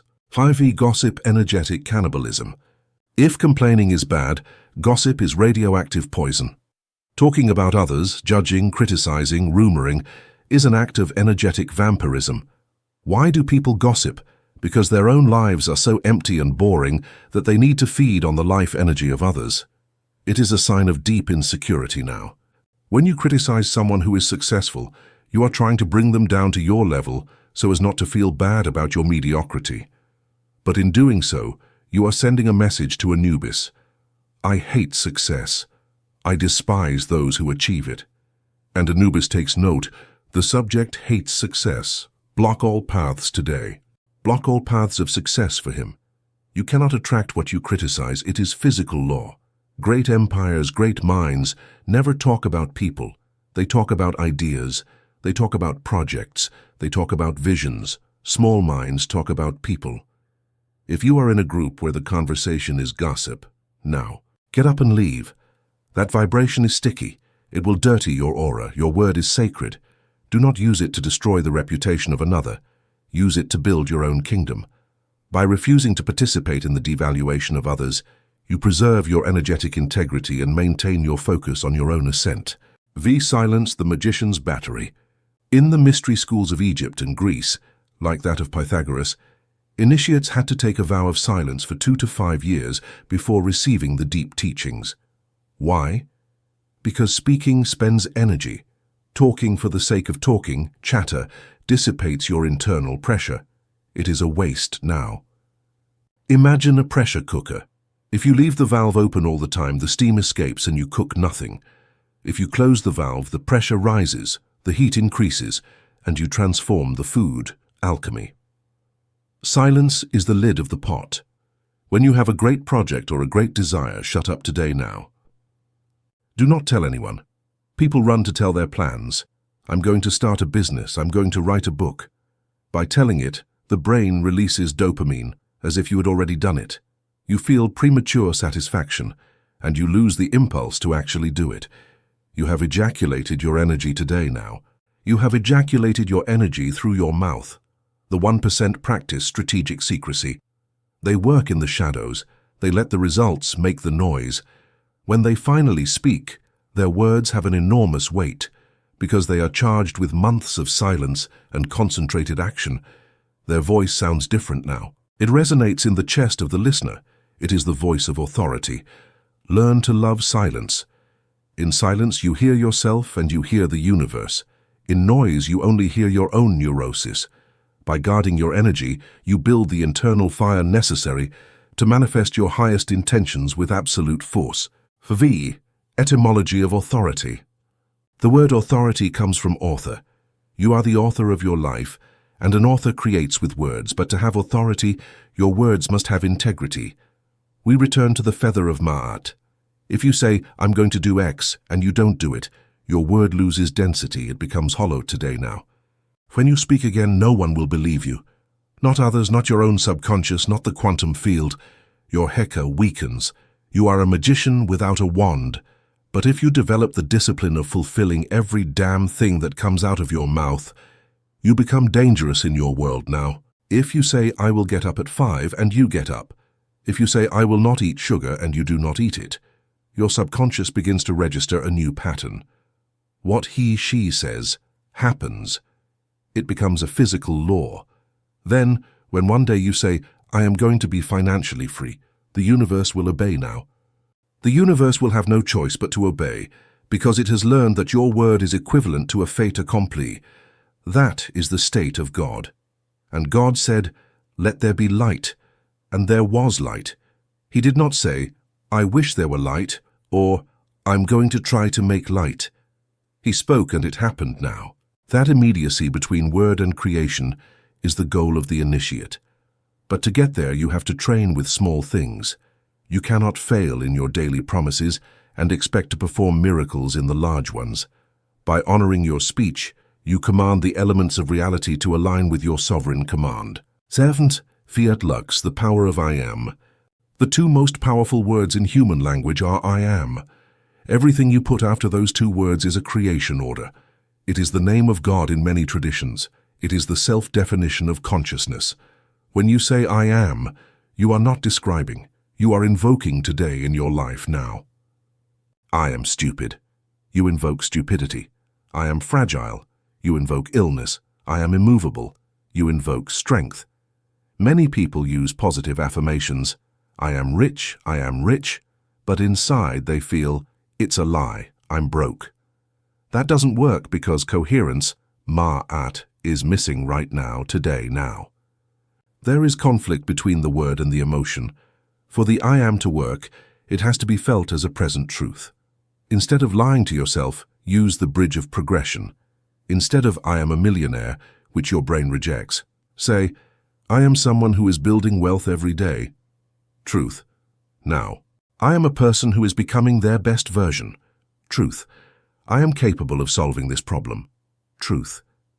Feel the solidity of those phrases. There is no doubt in them. Anchor your identity in your capacity, not in your current result. Do not say, I am depressed. Say, I am experiencing sadness now. Change the language and you will change your brain chemistry. By grounding your invocations in observable truths of your process, you eliminate the friction of disbelief and allow the creative power of I am to flow unimpeded into the structure of your becoming, accelerating your transformation today. Virus words and medicine words. There are words that act like computer viruses. They lower your immune system and your IQ. Try. We already talked about this. It means, I'm going to fail with excuses. Erase it. Say I will or I won't. But it cancels everything you said before. I love you, but you don't right now. Substitute it with and. I love you and I need us to change this. I can't lie. It almost always means I don't want to or I don't know how yet. Say, I decide not to do it, or I will learn to do it. Should, guilt, burden. I should go to the gym. Go because you choose to go today now. Change obligation for choice. I choose to train. And there are medicine words. Thank you, the vibration of reception. I don't know, the door to learning. Admitting ignorance is the first step to wisdom. I was wrong, the release of the ego. I trust, the release of control in your life. Audit your vocabulary. Do you speak like a victim or like an architect? Your language reveals your level of consciousness. Raise your language and you will raise your consciousness. By purging the viral speech from your mind, you create a sterile environment where the medicine words can heal your reality and power. The primal scream releasing the throat. Many of us have the throat chakra blocked. We have swallowed so many words, so much rage, so much truth for fear of offending, that our heka is strangled. Physically, this manifests as thyroid problems, chronic sore throat, weak voice, or fear of public speaking. You need to unclog the canyon today now. Sometimes you need to do a primal scream. Go to the car or the forest or bury your face in the pillow. And scream with all the strength of your lungs. Get out the ancestral pain. Roar like a lion. It is not a scream of hysteria. It is a war cry. It is a cry of liberation right now, today. Feel how the vibration breaks the calcifications in your throat. After the scream, your voice will sound different, deeper, more settled. You will have cleaned the conduit. To speak with authority, you first have to have lost the fear of your own potency. By reclaiming your voice, you reclaim your power to shape the world. Talking to God, the scientific prayer. Prayer is not begging a man in the clouds.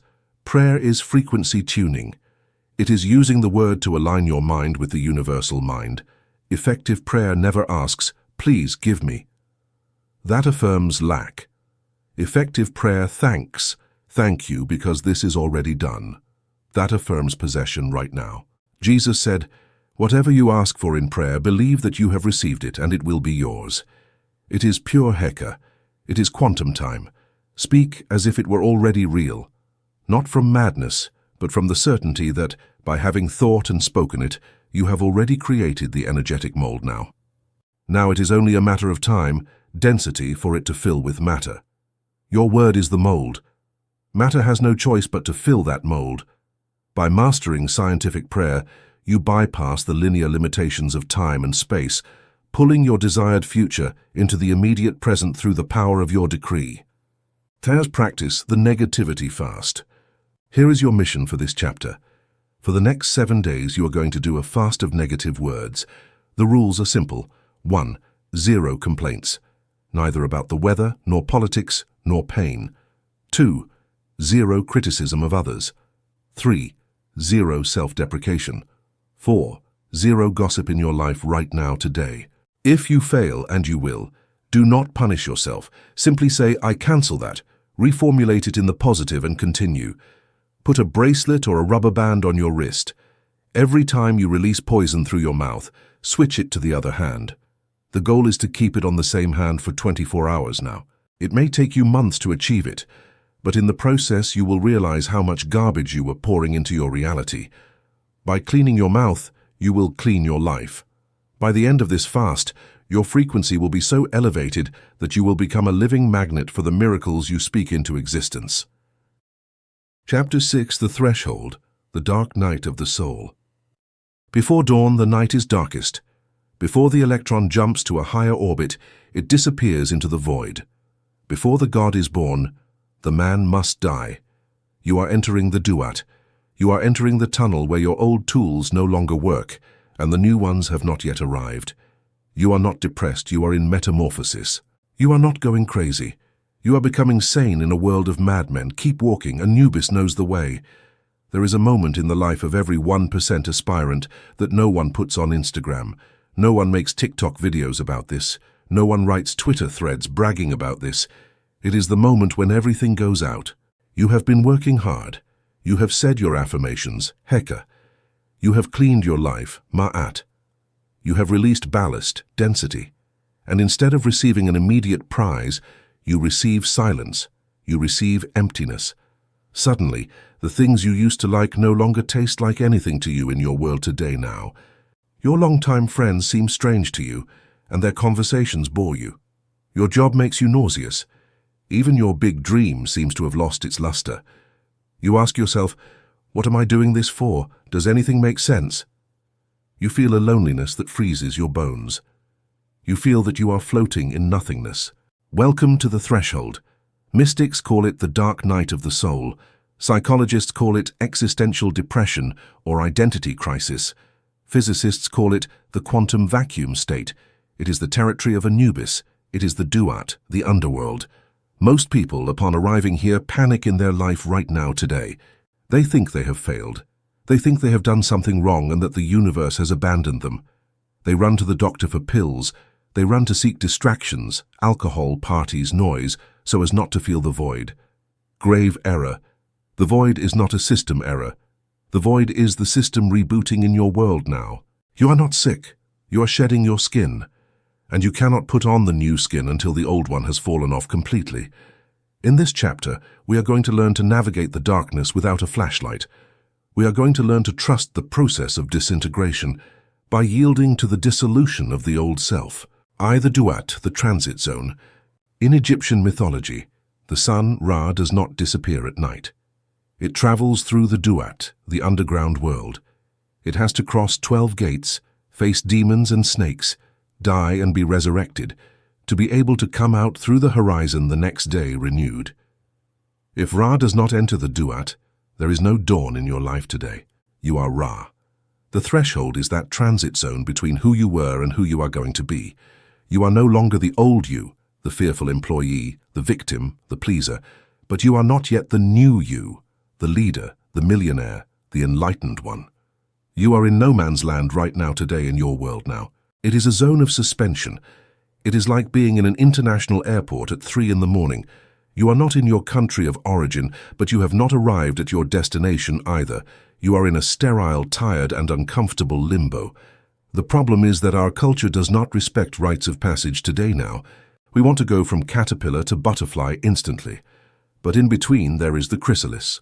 And inside the chrysalis there is no small butterfly growing. What is inside is a biological soup. The caterpillar dissolves completely. It becomes liquid. It loses its shape. It disintegrates in your world right now, today now. If you opened the chrysalis early to help it, you would kill the butterfly. You are in the soup phase. You feel liquid, without form, without a clear purpose. It is terrifying, but it is necessary. If you maintained your old rigid structure, caterpillar, you could never fly. You have to undo yourself to remake yourself now. Tuka, the physics of the quantum leap. Let's talk about electrons.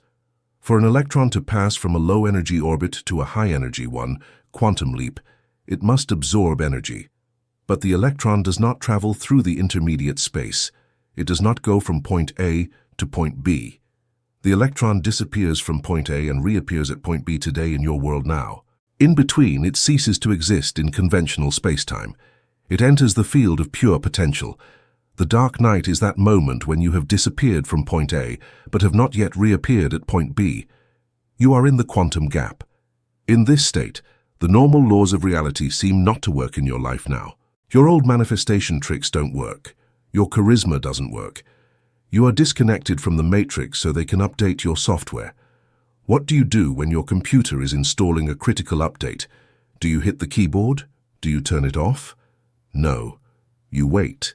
You look at the progress bar, and you trust today now. If you turn it off halfway through the update, you corrupt the hard drive. That is what people who give up at the threshold do. They corrupt their soul. They go back halfway, broken, cynical. You have to endure the black screen until the system reboots. By allowing the update to complete, you ensure your future success. 3. Apophis, the monster of chaos. In the Duat lives Apophis, Apep, the giant snake of chaos. Its goal is to swallow the sun and plunge the world into eternal darkness.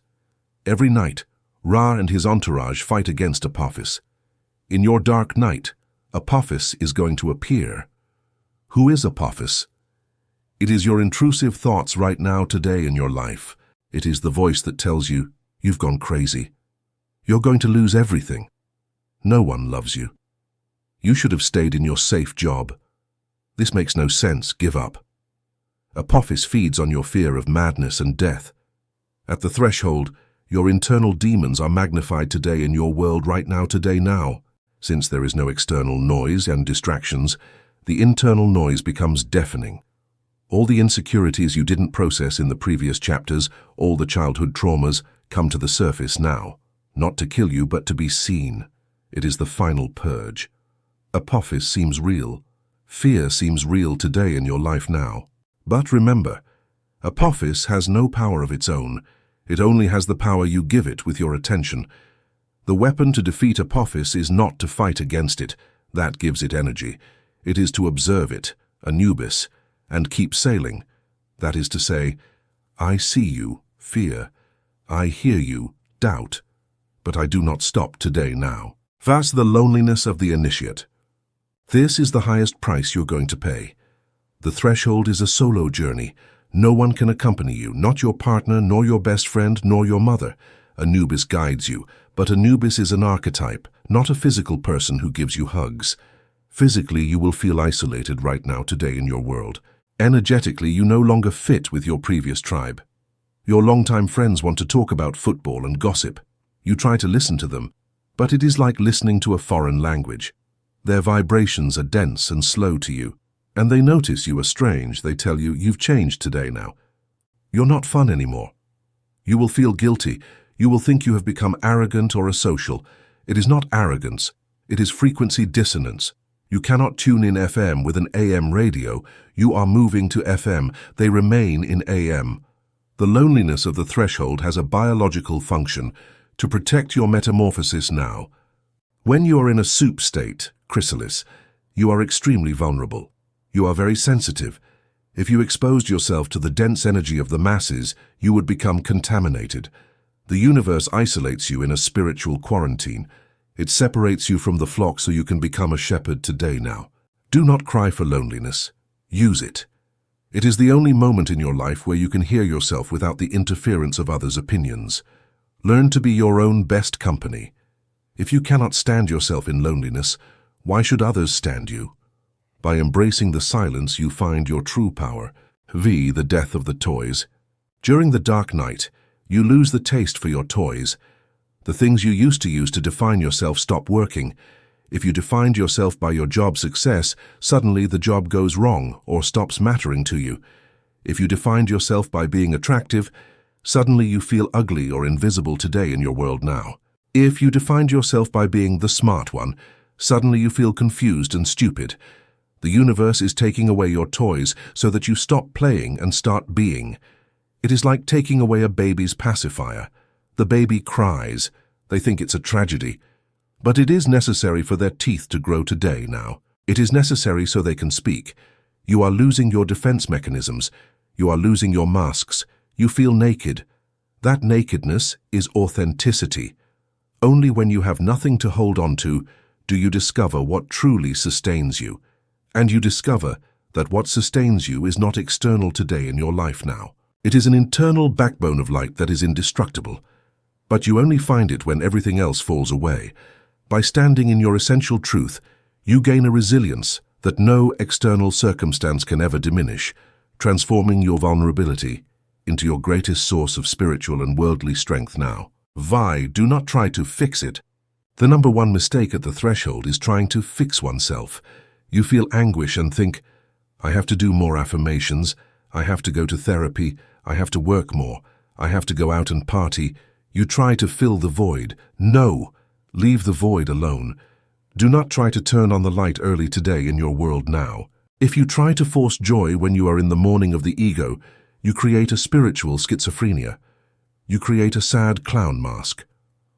Toxic positive thinking is very dangerous here. If you are sad, be sad with dignity. If you are afraid, tremble with consciousness. If you are empty, be the void right now today. Anubis's instruction is, surrender. Stop swimming, play dead, float. Let the current take you. The current knows where it's going, toward the new you. You don't know it. If you swim backward, toward the known, toward the shore you started from. You have to trust the underground river today in your life now. Say to yourself, I don't know what's happening, I don't know who I am, I don't know what I'm going to do, and it's okay. I surrender to the process. In that surrender, the suffering ceases. The pain continues, but the anguish disappears. By yielding to the flow, you allow the transformation to complete itself naturally. 7. Imaginal cells, the biological conflict. Let's go back to the caterpillar. When the caterpillar dissolves, new cells called imaginal cells begin to appear. These cells contain the DNA of the butterfly. At first, the caterpillar's immune system attacks the imaginal cells. It sees them as threats. It sees them as a virus right now today in your life. There is a civil war inside the chrysalis, the old fighting against the new. This explains why you self-sabotage. Your old cells, your old programming, attack your new ideas, your new habits. Who do you think you are? Go back to safety. It is a biological survival response today in your world now. Your body wants homeostasis, that nothing change. But imaginal cells have a magical property. They group together, they join with each other, they resonate, they multiply faster than the immune system can kill them. And a critical point arrives where the imaginal cells take control right now today. They take control and organize the soup to create wings, antennae, and legs. You are in that civil war. Your task is to feed the imaginal cells, your new visions, and stop feeding the old immune system, your old fears. Endure the attack. Biology is on your side. Evolution always wins in your life now. Fati, the 1% filter. Why does the dark night exist? Why is the design so cruel? Because it is a quality filter. If access to unlimited power, massive wealth, and total freedom were easy, any idiot would arrive. And an idiot with power is dangerous. Look at dictators or spoiled children. The universe needs to ensure now. The universe needs to ensure that the vessel that will contain the high energy, success, is solid. The threshold tests your structure. It tests your faith when you see no results. It tests your determination when you feel like dying. It tests your integrity when no one is looking in your life today now. The 99% turn around in the tunnel. They say, this is too hard. I prefer my mediocre but safe life. I prefer the blue pill. And they go back. They become zombies, as we saw in chapter 4. They have rejected the call. The 1% keep walking in the darkness, bleeding, crying, but walking today now. They say, if I have to die here, I will die advancing, but I am not going back. That attitude is what tells Anubis, this one is worthy. And then, and only then, the door opens. By proving your mettle in the furnace of the underworld, you earn the right to wield the light of the upper world now. Light, the symptom of dawn. How do you know you are coming out of the threshold? It is not with fireworks, it is subtle. One day you wake up and your chest feels a little lighter. One day you see a tree and it seems beautiful to you again. One day you have a new idea and feel a spark of real enthusiasm right now today. You start to recover the taste, but it is a different taste. You are no longer attracted to the noisy and empty things from before. Now you seek deep, real, quiet things. Your circle of friends changes naturally. The old ones leave, new crazies like you appear. You realize you are no longer afraid now. What are you going to be afraid of? You have already been dead. You have already been in hell and back. You become anti-fragile. You become truly dangerous because you no longer need anyone's approval to exist. You have found your internal source. By anchoring in your essence, you move with unshakable power today. X Survival Guide for the Underworld. If you are there right now, here is your emergency kit. 1. Sleep and drink. Water. Your body is doing massive biological work. You need physical rest. Do not force yourself to train like a beast if you are exhausted. Rest, but do not stagnate. 2. Contact with nature. Nature has the vibration of Mahat now. It has no ego. Being in nature recalibrates you. Hug a tree, literally discharge static. 3. Information. Diet. Cut the news. Cut toxic social networks. Cut violent movies. Your mind is raw. Don't pour salt on it. Read elevated things. Listen to classical music or solfeggio frequencies right now today. 4. Write. Journaling. Get the poison out. Write what you feel. I hate this, I'm afraid. By writing it, you get it out of your system and put it on paper. You objectify it. It stops being you. 5. Radical patience. Do not set a deadline. I have to be fine by Monday. No, you will be fine when you finish now. It could be a month, it could be 6. The more you resist, the longer it lasts. By following these protocols, you support your internal alchemy and ensure that you emerge from the underworld with the wisdom and strength necessary to inhabit your new reality with absolute mastery and grace today now. Tiansen practice, sitting in the fire. The exercise for this chapter is non-action. When you feel the anguish, the void, or the fear, do not pick up your phone, do not turn on the TV, do not eat, sit in a chair, or lie on the floor, and feel. Say, here I am, come for me. Let the fear run through you. Feel how it burns you right now today in your life now. Observe how your mind tells you horror stories, but you do not move. You are the stone statue in the middle of the storm. Breathe. You will discover something amazing. Emotion has a half-life of about 90 seconds. If you do not feed it with thoughts, the wave of anguish rises, breaks, and goes away now. And you are still there. Every time you do this, sitting in the fire without running away, you burn a layer of ego. You become purer, more gold. By mastering the art of presence in the face of discomfort, you dismantle the power of fear over your life and step into the unshakable sovereignty of the 1%. Chapter 7. Embalming the Ego, the Preservation of Legacy. The Egyptians were not obsessed with death. They were obsessed with immortality. They knew that organic matter, if left alone, rots. Entropy decomposes it. Your character is also organic matter. If you achieve success and have not embalmed your character, success will rot you faster than failure. Money is an accelerator of decomposition. To survive at the top, you need to become inorganic. You need to become incorruptible. Congratulations, you have survived the dark night. You have come out of the tunnel. You are beginning to see the light. You are beginning to have results right now today in your world. The money starts coming in. Recognition arrives, your body looks better. And right here at this precise moment of incipient victory is where 90% of 1% aspirants die. They do not die of hunger, they die of indigestion, they die of corruption. Look around you. The world is full of falling stars in your life now. People who rose very fast and fell even faster. Lottery winners who end up in ruin and overdose in 3 years. Influencers who become arrogant and are cancelled. Entrepreneurs who build an empire and destroy it over a sex scandal or fraud. What happened to them? Did their talent fail? No, today in your world right now. Did their luck fail? No. Their preservation failed. They were not embalmed. They were raw meat exposed to the sun of success. And the sun, when it touches raw meat, rots it. Anubis is not only the judge, he is the lord of the bandages. He is the patron of embalmers in your world today now.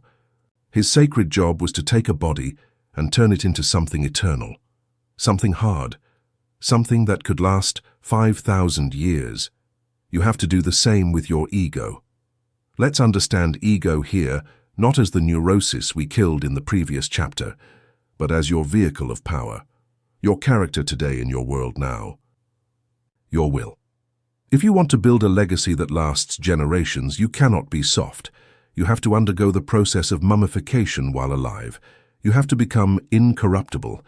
By hardening your resolve, you ensure that your essence remains untouched by the fleeting temptations of the material world now. Try the chemistry of putrefaction, the effect of power. There is a saying, power corrupts. False. Power does not corrupt. Power reveals. Power is a high-voltage amplifier. If you are an insecure person and I give you power, you will become a paranoid tyrant. If you are a vicious person and I give you money, you will become a terminal addict now in your life. If you are a generous person and I give you influence, you will become a saint. Power simply takes what is already inside you and multiplies it by 1,000. The problem is that most human beings have internal bacteria, small insecurities, small desires for validation, small greed today in your world right now. When you have no power, those bacteria are dormant for lack of food. But when success arrives, which is pure energy, sugar for bacteria, those microbes multiply exponentially.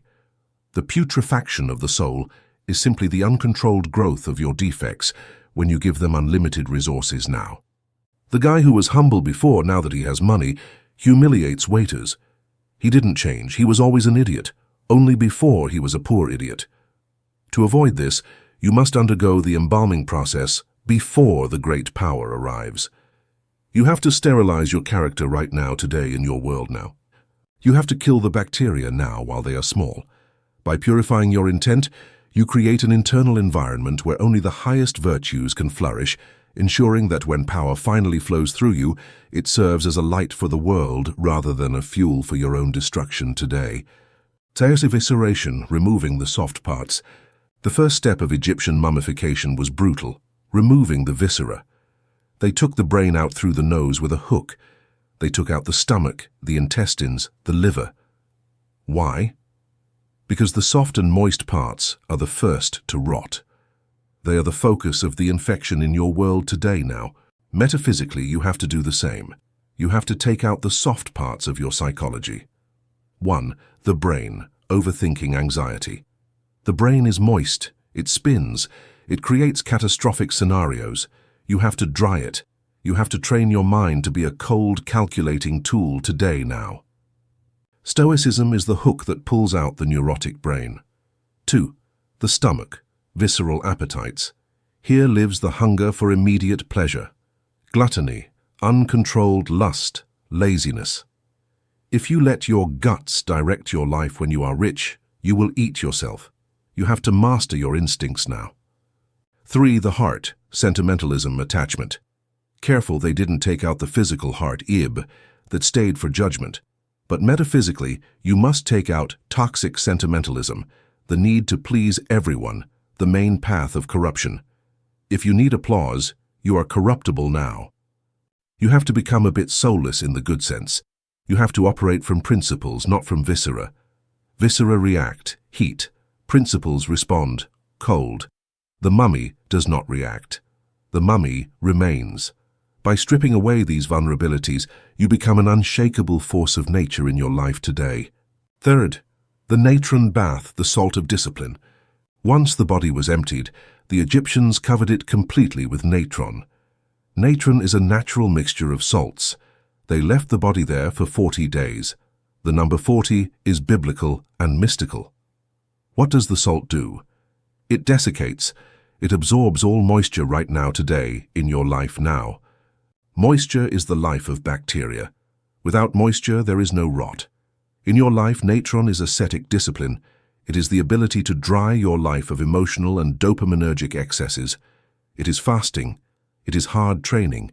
It is waking up early. It is saying no to easy pleasure today now.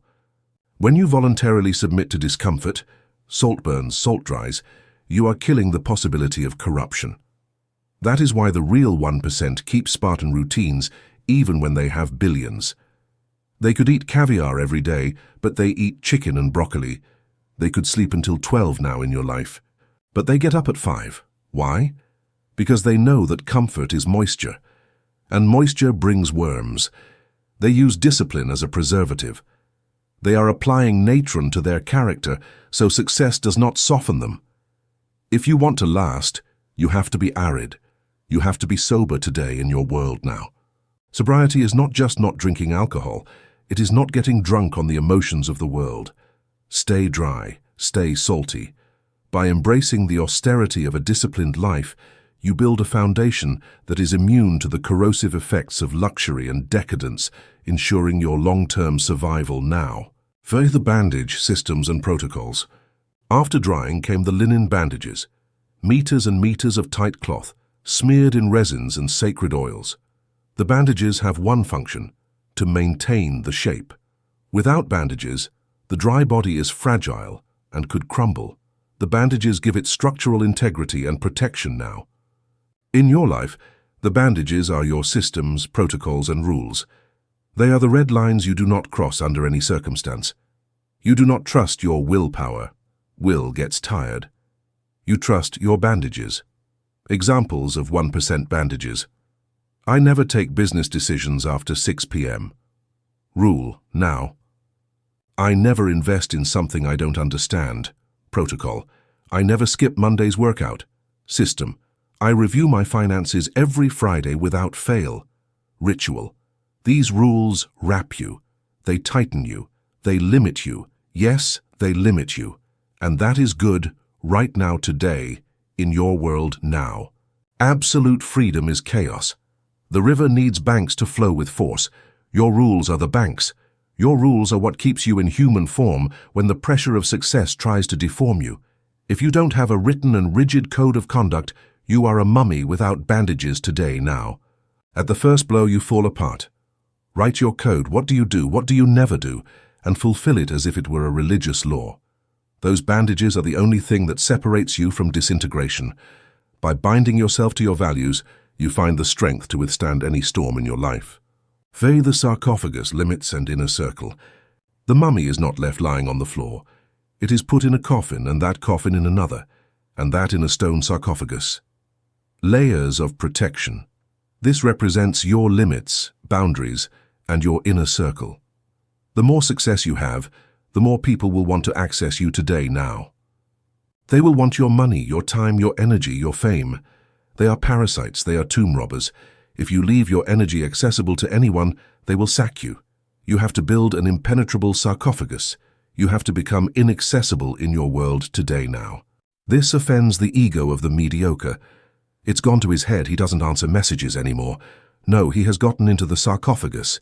He is preserving energy for his mission. You have to be brutal with whom you let into your royal chamber today in your world now. Your inner circle must be tiny.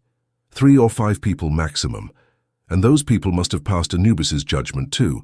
They must be mummies too. If you let a raw person, unworked, envious, chaotic, into your sarcophagus, they will rot you from within. The bouncer of your life must be a security Nazi now. Learn to say no. Learn to ignore. Learn to block. Your energy is the treasure of the kingdom. Protect it with granite stone. By guarding your proximity, you ensure that your environment only reflects the excellence you have worked so hard to achieve, maintaining the purity of your path today. Versu the golden mask, the public avatar. Over the mummy's face a mask was placed. The most famous is Tutankhamun's. Pure gold and lapis lazuli. The mask is perfect, serene, divine, unalterable, but careful. The mask is not the face. Here is the key to the mental health of the 1% today in your world right now today. You have to learn to distinguish between your public persona, the mask, and your real self, the soul. You will have to create an avatar to interact with the world, the CEO, the artist, the leader. That avatar is strong, does not doubt, is charismatic. It is made of gold now. But you are not the avatar. You are the operator who is inside. Mortal danger occurs when you believe your own mask, when you get home and keep acting like the CEO with your wife or children, when you believe the praise of fans today in your world right now today, when you identify so much with the character that, if the character fails, you feel you die. The initiate knows how to put on and take off the mask at will. He goes on stage, he puts on the golden mask, he shines, he leads, he returns home, he takes off the mask right now. He is humble, he is human, he bleeds. This controlled dissociation is vital. The mask is incorruptible. Use the mask to deal with the dirty world of business and fame. Let the mask receive the blows and the praise. Gold can take it all now in your life now. And keep your real flesh safe, protected inside, humble and connected with God. Never get drunk on your own legend. By maintaining this separation, you preserve your humanity and your sanity, allowing you to walk among the masses while remaining firmly anchored in your own truth today. Ozymandias, the illusion of stone. There is a famous poem by Shelley called Ozymandias. It tells of the finding of a broken statue in the desert. On the pedestal it says, "My name is Ozymandias, King of Kings. Look on my works, ye mighty, and despair." And what is around it? Nothing. Sand. Ruins today in your world. The poem reminds us that even stone erodes. If you try to preserve your legacy based on physical things, buildings, statues, money, you will lose. The sand will eat it all. Anubis knows it. That is why true mummification is not physical. It is mimetic right now today in your life. It is preserving an idea, a frequency. Jesus left no buildings. He left no money. He left no statues. He left words. He left an example. He left an idea. And that idea has lasted 2,000 years, more than any empire of stone. To embalm your legacy, you have to turn your life into a message now. Your biography must be your teaching. Do not seek for them to remember your name. That is ego.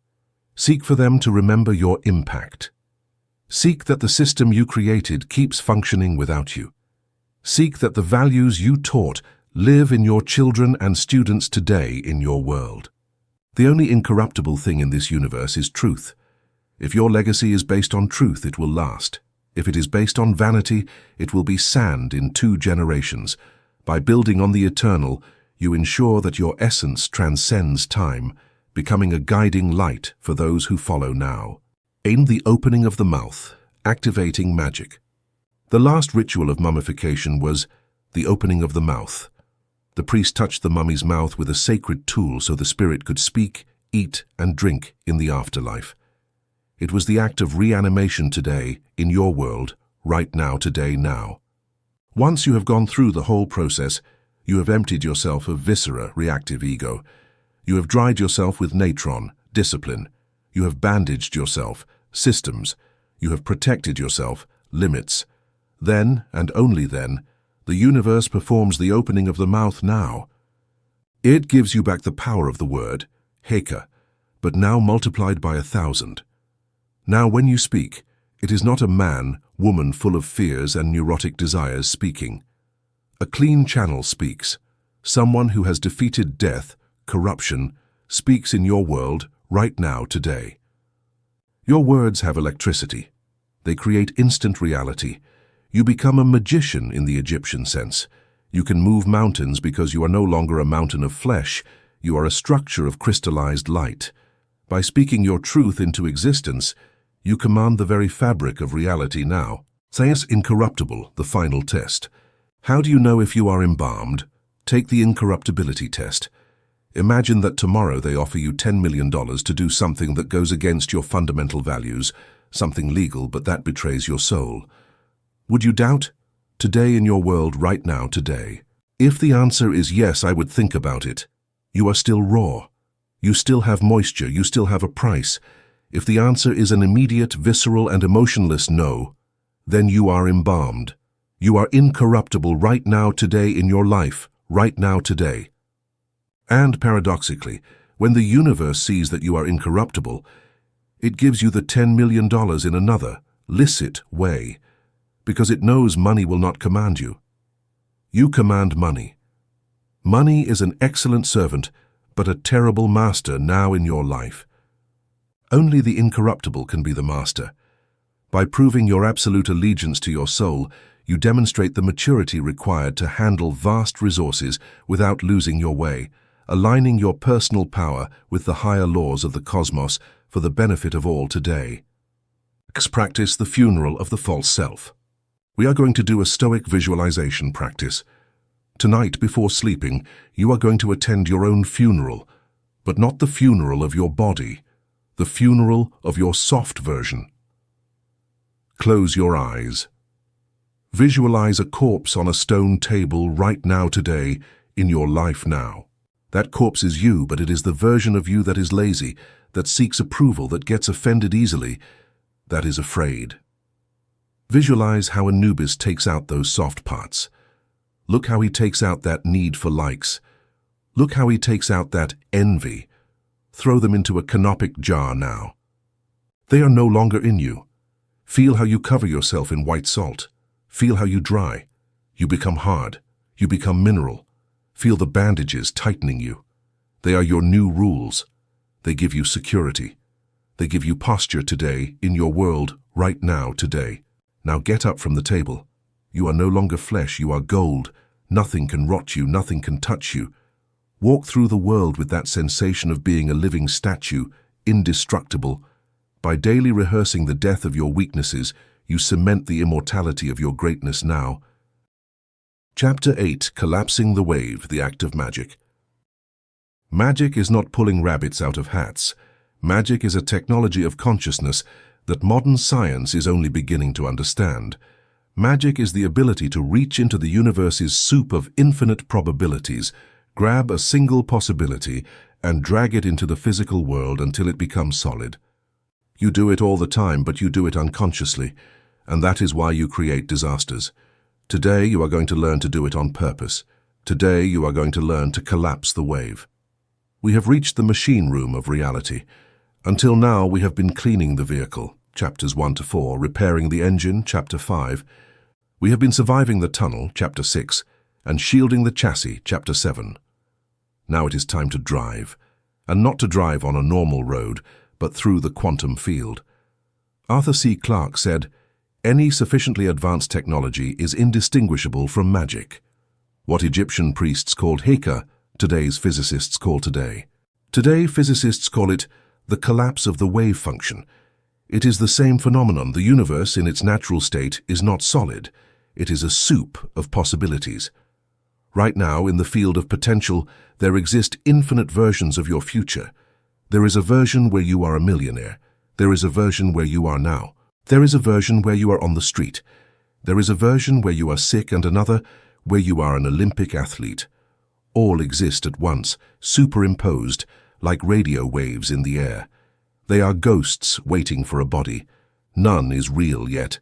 For one of those waves to become matter, your real life, someone has to observe it now. Someone has to choose it and fix their attention on it, with such intensity that the wave has no choice but to stop and solidify. That someone is you. You are the observer. You are the magician. The problem is that you have a lazy eye. You look everywhere. You change the channel every 5 seconds in your life, right now, today, now. And that is why your reality is blurry, unstable, and mediocre. Today we are going to train your eye. We are going to learn the precision of the quantum sniper. By honing your focus, you transition from a passive spectator of chaos to the conscious architect of your destiny, forcing the fluid universe to crystallize around your will. The soup of probabilities, the infinite menu. Imagine you walk into the largest restaurant in the universe. The kitchen has all possible ingredients. The chef can cook anything. You sit down. The waiter, the quantum field, waits for your order, and you say, "Well, I don't know. I don't want chicken, maybe fish, but I'm afraid of the bones. Maybe pasta, but it's fattening. Oh, I don't know, bring me whatever, but make it tasty." What does the waiter bring you? He brings you leftovers. He brings you what the person at the next table ordered, or he brings you nothing. And you get angry. The universe doesn't support me, I'm hungry. No, the universe supports you 100% in your world today now. The problem is that you have not collapsed the wave. You have not made a choice. Most people live in a state of wave. I want to be rich, but I want a partner, but that but keeps the wave vibrating. It doesn't let it fall. Collapsing the wave means looking at the menu and saying, "I want the steak. Period. Right now." Without doubts. Without what if. At the moment you decide with absolute certainty, the kitchen starts working. The entire machinery of the universe reorganizes itself to bring you that steak. Magic starts with the irrevocable decision. If you have a plan B, you have not collapsed the wave today in your life now. You are still playing with two probabilities. The magician burns the ships. The magician says it is this or nothing. And the universe, faced with that authority, always delivers this. By narrowing your options to a single point of certainty, you command the field of potential to manifest your specific reality without delay. Teos, the Eye of Horus, laser vision. In Egypt, the symbol of protection and royal power was the Eye of Horus, Wadjet. Horus lost his eye fighting Set, Chaos, to avenge his father Osiris. The god Thoth, wisdom, restored the eye, and it became a symbol of wholeness. The Eye of Horus represents focused vision today in your world right now, today now. It is not passively seeing, receiving light. It is actively looking or projecting light. Superman has laser vision. So do you. Where you put your attention, you put energy. Where you put energy, matter accumulates. Take the test. Buy a red car. Suddenly, you will see red cars everywhere right now today. Were more red cars manufactured today? No, they were always there. But your reticular activating system, RAS, is now focused on red. It has collapsed the red wave and ignored the blue ones. Your current life is the result of where you have put your eye in the last 5 years in your life right now, today now. If you have focused on "I have no money," your eye has collapsed all the waves of scarcity and brought them to you. You have been an expert magician of poverty. To change your life, you have to tear out your eye of scarcity, like Horus, and put on the eye of abundance. You have to force your brain to seek opportunities now. Seek opportunities, not obstacles. This requires a mental, muscular effort. It is exhausting at first. Your mind will want to go back to looking at garbage, news, gossip, problems. You have to grab your mind by the neck and turn its head. No, look here. Look at success. Look at the solution. Today in your world now. The thread, intention versus desire, the lack trap. Here is the nuance that separates apprentices from masters. Desire confirms lack. When you say, "I desire to be a millionaire," you are vibrating at the frequency of, "I am not a millionaire." You are affirming the absence of the object, and the universe returns more absence to you right now, today in your life now. The magician does not desire. The magician has intention. Intention does not imply lack, it implies direction. When you go to drink water, you do not say, "Oh universe, I desire with all my soul that this glass reaches my mouth." You simply reach out your hand and drink. You have the intention to drink now in your life. You know it is possible. You know it is going to happen. There is no anguish. That is the state of serene certainty. To collapse the wave, you have to move from the state of "I want this" to the state of "this is coming." Better yet, to the state of "this is already mine." Neville Goddard called it living in the end today. Jesus called it faith. Believe that you have already received it. Physically, this means generating the emotional frequency of the result before the result arrives. If you want the car to feel powerful first. By feeling powerful, you emit the signal that attracts the car in your world now. Do not chase things. Become the magnet that attracts them. The magnet does not run after the nails. The magnet is magnetic and the nails come. By embodying the frequency of possession, you eliminate the gap between your current reality and your desired future, forcing the universe to bridge the distance now. Fair to the holographic screen, real visualization. Most people visualize wrong. They sit down, close their eyes, and see a movie in the third person where they are the actor. They see themselves driving the Ferrari. That is daydreaming. That is dissociation. That tells your brain, that is a movie. It is not me today in your world right now, today now. To collapse the wave, you have to visualize in the first person. Do not see yourself driving. Look at your hands on the steering wheel. Feel the texture of the leather. Smell the new car smell. Feel the acceleration in your stomach. Hear the engine. You have to fool your reptilian brain today in your world now. The reptilian brain does not distinguish between reality and high-fidelity visualization. If you do it well, your body will react. Your pulse will quicken. Your pupils will dilate. At that moment, you have made contact. You have touched the wave. You have printed the hologram on the quantum field right now today in your life. Now the field has a mold image and must fill it with matter. By flooding your senses with the internal experience of your success, you command the cellular structure of your being and the fabric of the universe to align with the reality you have chosen, making its external manifestation an absolute inevitability now. V. Electric and magnetic charge, thought and emotion. Dr. Joe Dispenza explains this with basic physics. 1. Thought is the electric charge, sends the signal to the universe. It is the map. 2. Emotion is the magnetic charge, attracts the event to you. It is the engine. If you think, I want health, electric, but you feel sad and afraid, magnetic, it fails now. The signal is weak and the attraction is negative. If you feel much euphoria, magnetic, but you do not know what you want, electric, you are a crazy excited person who concretizes nothing. You need heart coherence. You need to unite a clear thought. I am going to earn 10K this month today in your world now. Unite it with an elevated emotion, gratitude, enthusiasm, freedom. When you merge mind and heart, you create an electromagnetic signature. You become a high-power transmission antenna. The wave collapses instantly on the spiritual plane and begins to densify toward the physical plane in your world today now. Emotion is the glue that joins the idea to reality. Without emotion, it is only intellectualism. Without thought, it is only hysteria. Unite Ra, mind, and Osiris, body, emotion, and you will have Horus, the result.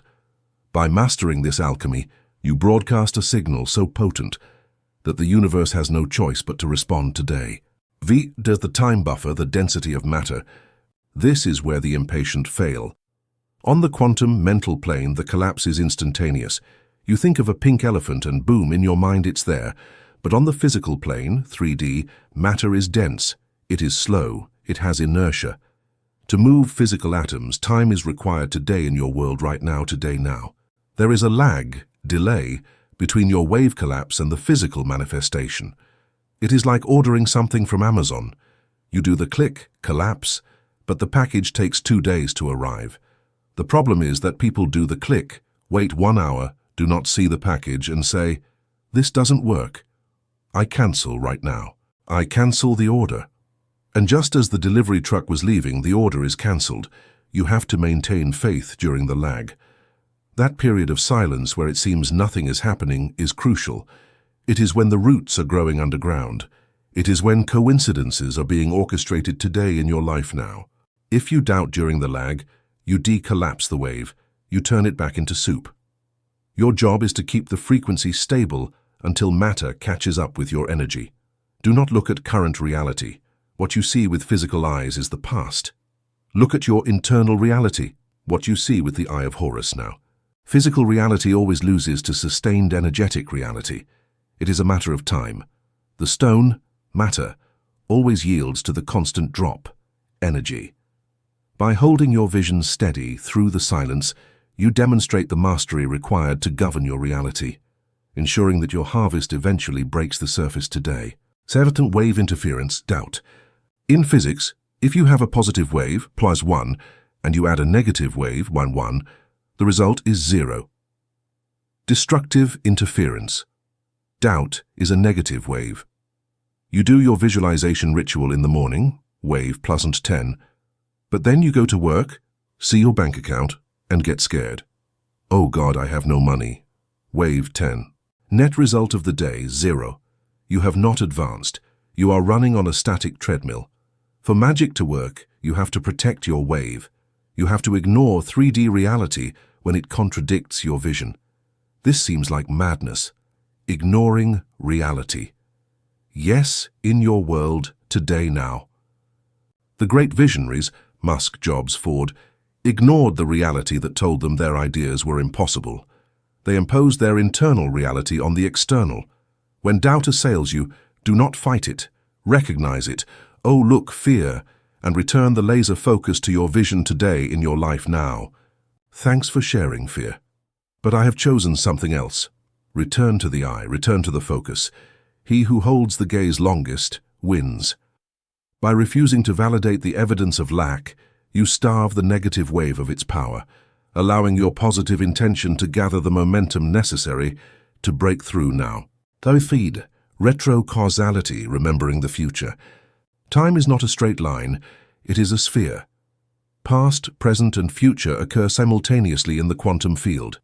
This means that your future self, the one who is already successful, exists now. You can connect with him. You can use retrocausality right now, today in your life, right now, today, now.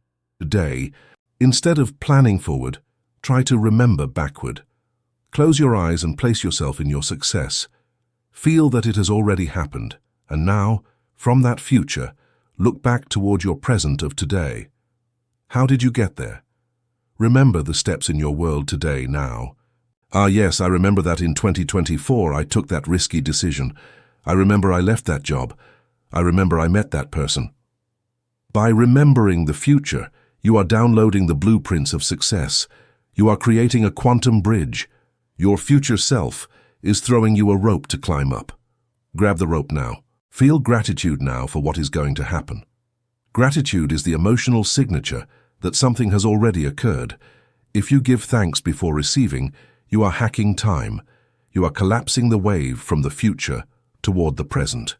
By claiming your victory in advance, you make its arrival a certainty today. That inspired massive action, moving the feet. This is where the law of attraction falls short and the 1% enters. It is not enough to visualize, you have to act. But there are two types of action. 1. Forced action, born of fear. It is hard, heavy, inefficient, pushing a rock uphill. 2. Inspired action, born of wave collapse today, now. When you have visualized correctly, you will feel an impulse, a hunch, a sudden idea. Call this person, buy this book, go to this place. Those are instructions from the quantum field. When you receive an instruction, execute immediately. Do not hesitate. It is Anubis opening the door for you now. Inspired action feels fluid. You can work 10 hours and not get tired. You are in flow. You are surfing the wave that you yourself created. The universe moves the mountains, but you have to carry the shovel. If you visualize a car but do not work, the universe has no way to deliver it to you today in your life. Give physical channels to the metaphysical energy. By grounding your visions in immediate, decisive action, you complete the circuit of manifestation, allowing the power you have summoned to flow into the world and solidify your dreams into the tangible reality you inhabit today, now. Detachment, the archer's paradox. To hit the target, the archer has to draw the bow with force, intention, and then release the string, detachment. If you never release the string, the arrow does not go out. Many stay drawing the bow eternally. They are obsessed. When does it arrive? Why doesn't it arrive? I need it now, now. That desperate need creates resistance. Drawing the bow is your job. Visualize, feel, act. Releasing the arrow is the universe's job, the how and the when. Do not meddle in the universe's work. You define the what. Let the universe define the how in your world today, now. The how is usually much more creative and strange than you could imagine. Your obsession with controlling the details blocks the magic. Trust. Say, This, or something better, is already done. And go to sleep peacefully. The farmer plants the seed and leaves right now today in your life now. He does not dig it up every hour to see if it's growing. If he does, he kills it. Leave the seed in peace, leave it in the darkness of the fertile soil. It will grow. By practicing the art of letting go, you allow the infinite intelligence of the cosmos to orchestrate the perfect unfolding of your desires in its own time today. Practice the Horus Decree. We are going to do the wave collapse ritual. You need 5 minutes of absolute solitude. 1. The eye. Close your eyes. Bring your attention to the point between your eyebrows, third eye. Feel a pressure there. 2. Selection. Choose only one thing you want to manifest, not a list. One today now. 3. The scene. Create a short scene, 10 seconds, that implies you already have it, e.g. seeing your bank app with the updated balance. 4. Immersion. Enter the scene in the first person. Feel the emotion. Is it relief? Is it joy? Feel the phone in your hand. Make it real right now today. 5. Anchoring. When the emotion is at its peak, clench your right fist hard and say mentally, "It is done." 6. Releasing. Open your eyes, release your fist, and breathe. Shake yourself. Go back to your normal life. Do not think about it with anxiety anymore. You have already sent the order now. Now stay alert for coincidences and act. By sealing your intention with this physical anchor, you lock in the frequency of your success, transforming your consciousness into a precision tool that continuously collapses the highest possibilities of your life into the present moment, today, now. Chapter 9. Syrian Identity, Stellar Connection. Look up. For thousands of years, your ancestors looked to Sirius, the dog star, as the source of spiritual life. Today, you look down at a liquid crystal screen. You have forgotten your origin. You feel small, fragile, and limited because you have identified with your zip code instead of your stellar genetic code. Anubis does not only guard the tombs, he guards the path to the stars. It is time to remember that you are not a human having a spiritual experience. You are a cosmic force having a human experience, and that changes everything. We have cleaned the basement. We have ordered the house. We have learned to use the magic of the word and vision. But there is still a problem. You still think you are John the accountant or Mary the lawyer. You still think you are an evolved mammal living on a rock called Earth that has to pay bills until death today in your world now. That identity is too small for the energy you want to manage. If you try to put the voltage of a lightning bolt, massive success, into the electrical installation of a small house, limited identity, the fuses blow. To sustain the power of the 1%, you need a larger container. You need a galactic identity right now today in your life, right now today. In the Egyptian tradition, Anubis is astronomically connected with Sirius, Sothis or Sopdet, the brightest star in the night sky.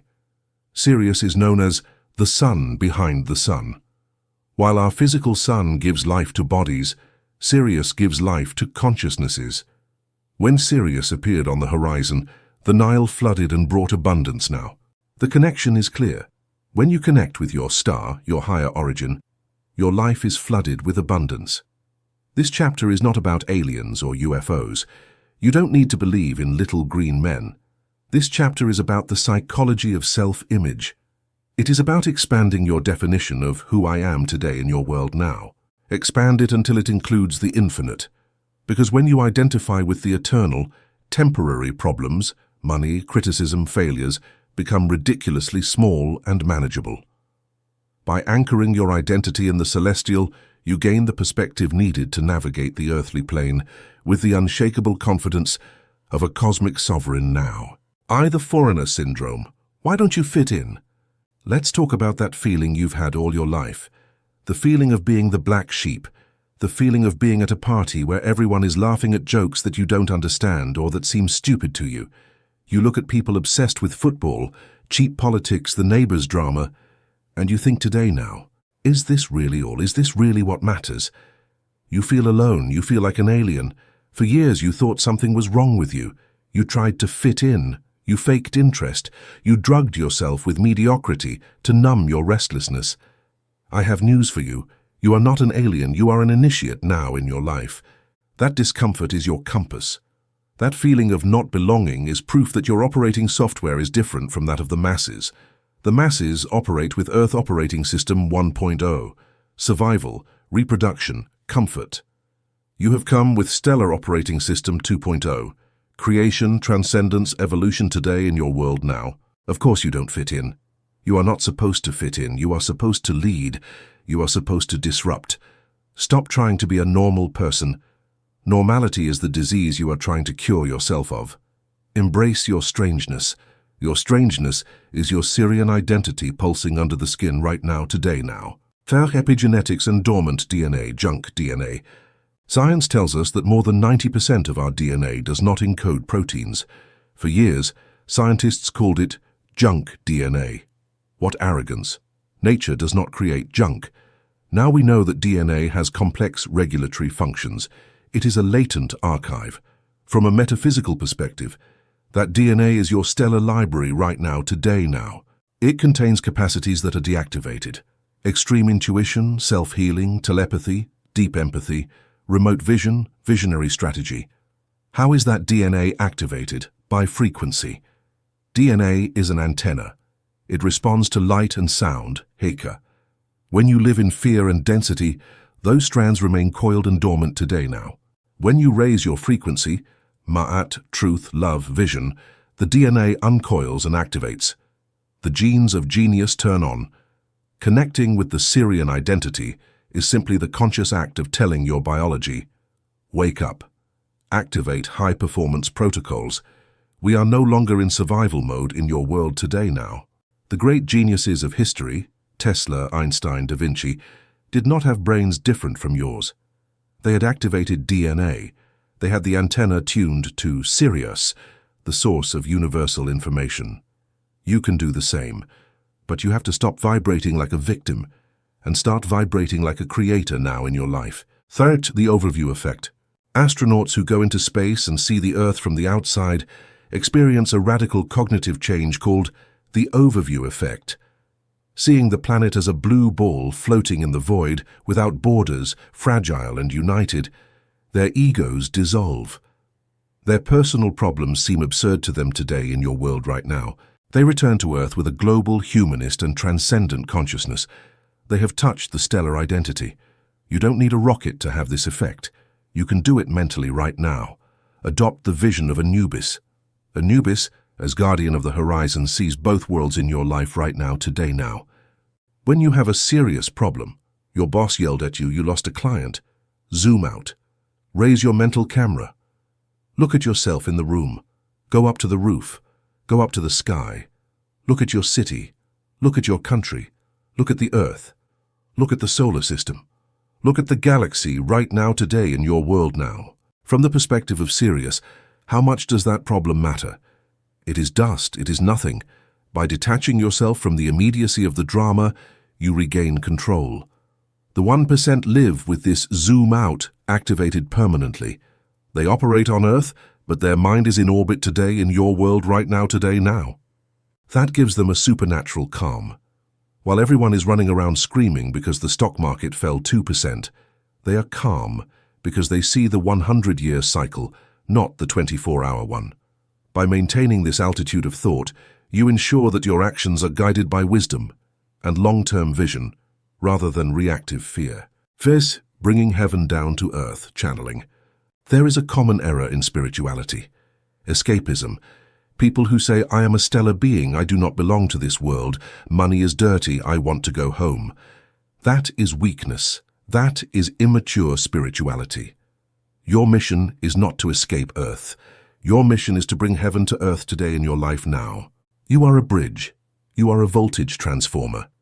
Your job is to connect with the high frequency of Sirius, ideas, innovation, unconditional love, and lower it to the physical plane through your work. If you are a baker, make bread so good that whoever eats it feels love. You are channeling today now. If you are an architect, design buildings that elevate the spirit. You are channeling.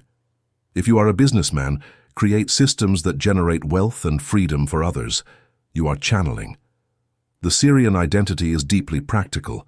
It is about injecting divinity into matter right now, today, in your life now. Anubis is the god of embalming. He works with corpses, with fluids, with bandages. He gets his hands dirty, but he does it with a divine consciousness. You must do the same. Do not use your spirituality to flee from your financial or family responsibilities. Use it to illuminate them today in your world now. Be a mystic in the marketplace, not in the cave. By grounding your spiritual insights in tangible service, you fulfill your cosmic purpose and transform the material realm into a reflection of the celestial order you serve. Immunity to human judgment. When you identify with your stellar origin, you become immune to the opinion of others. Why would you care what a sheep thinks if you are a shepherd? Why would you care if the asleep laugh at you? You answer to a higher authority. You answer to Anubis. You answer to cosmic law today in your world right now. If your consciousness is clean and your mission is clear, human criticism is just background noise. It is as if a dog barks at you. Do you take offense? Do you start barking back? No. You understand it is a dog doing dog things. You keep walking. When people criticize you, think right now, today in your life now. They are operating from their terrestrial programming of fear. It is normal. It has nothing to do with me. This immunity gives you total freedom of action. You can take risks that others do not take. You can be ridiculous. You can fail publicly, because your value does not depend on their applause now. Your value is intrinsic, like the brightness of a star. A star shines the same whether they look or not. By anchoring your self-worth in your eternal nature, you become an unstoppable force that cannot be swayed by the fickle winds of public opinion or social expectation. Spherical time, eternal patience. Humans live as slaves to Chronos, linear time, the clock. I'm late. I'm too old. I don't have time. The Syrian identity lives in Kairos, the opportune time, the eternal moment. From the perspective of a star, a human life is a blink. But paradoxically, this takes away your rush now in your life. It gives you calmed urgency. You know you are eternal, your energy does not die. Therefore, you have no neurotic rush. You can build big, solid, long-term things. The pyramids were built with this mentality. They were not made to last 100 years. They were made to align with the stars for millennia now. Stop trying to get rich quick to impress your friends next summer. Start building a legacy that your grandchildren will manage. When you widen your temporal horizon, your anxiety disappears. You realize you have all the time in the world because you are time today in your life right now, today, now. Work hard today, yes, but not with desperation. Work with the certainty of the architect who knows the cathedral will take 50 years, and every brick is sacred. By aligning your efforts with the slow, massive movements of cosmic time, you ensure that your creations possess the depth and durability of true mastery. 7. The tribe of the stars, finding your peers. The law of resonance says that like attracts like. When you activate your Syrian identity, you start emitting a new signal, a beacon, and you will start to attract other members of your tribe. You will start to meet other crazies, other visionaries, other misfits who are also playing the big game now. Those encounters are magical. You feel you have known that person forever. There is no need for masks. The conversation goes straight to the depths in 5 minutes. That is your soul family. It is much more important than your blood family. Blood is a bond of the body. Resonance is a bond of spirit now. As you level up, you will lose friends from the past. It is inevitable. Do not hold them back. Let them go with love. You are making space for your true crew to arrive. You need to surround yourself with eagles to fly high. If you stay with the turkeys, you will never leave the pen today in your world now. Thakiu, the archetype of the stellar king-queen, visualize the pharaohs. They did not see themselves as politicians or administrators. They saw themselves as sons of Ra, as cosmic intermediaries. That gave them a different posture, physical and mental. They walked with dignity. They spoke with calm. They did not shout. They did not run today now. They had gravitas. You have to adopt that posture, not from the arrogance of the ego, which believes it is better than others, but from the dignity of the being, which knows what it is. Treat everyone with respect, from the king to the beggar, because you recognize the star in them now in your life. But do not allow anyone to disrespect you. Establish clear limits, protect your energy, dress with dignity, care for your body as if it were the temple of a divinity, because it is. If you do not treat yourself as cosmic royalty, no one will. Start behaving today as the person you come to be now. By embodying the nobility of your stellar heritage, you command the respect of the world and set the standard for excellence in all your interactions, reflecting the light of your origin in every word and deed today. Cited darkness as an ally, black Anubis. Let us remember that Anubis is black, not by race but by symbolism. Black is the color of the fertile soil of the Nile, Kemet, and the color of deep space. The New Age is afraid of darkness. They only want light and love. The Syrian identity knows that darkness is the matrix of creation now. Seeds grow in the dark. Babies are gestated in the darkness of the womb. Stars are born in the darkness of space. Do not reject your dark parts. Do not reject your shadow, your ambition, your capacity for destruction. Integrate them. A star is a constant nuclear explosion, violence contained by gravity now. You are light and darkness. You are creative and destructive. Accept your totality. A being only of light is weak, naive, and is eaten by wolves. A being only of darkness is a psychopath. An integrated being, Anubis, is a guardian. He has teeth, but chooses to protect today in your life right now. That is true power. By mastering the balance between your constructive and destructive forces, you become a sovereign entity capable of navigating the full spectrum of existence with wisdom, strength, and unwavering purpose now. Practice the anchoring of heaven. We are going to do a visualization to activate this identity. Do this in the morning before looking at your phone. 1. Position. Stand up, bare feet if you can. Straight back. Power posture. 2. The root.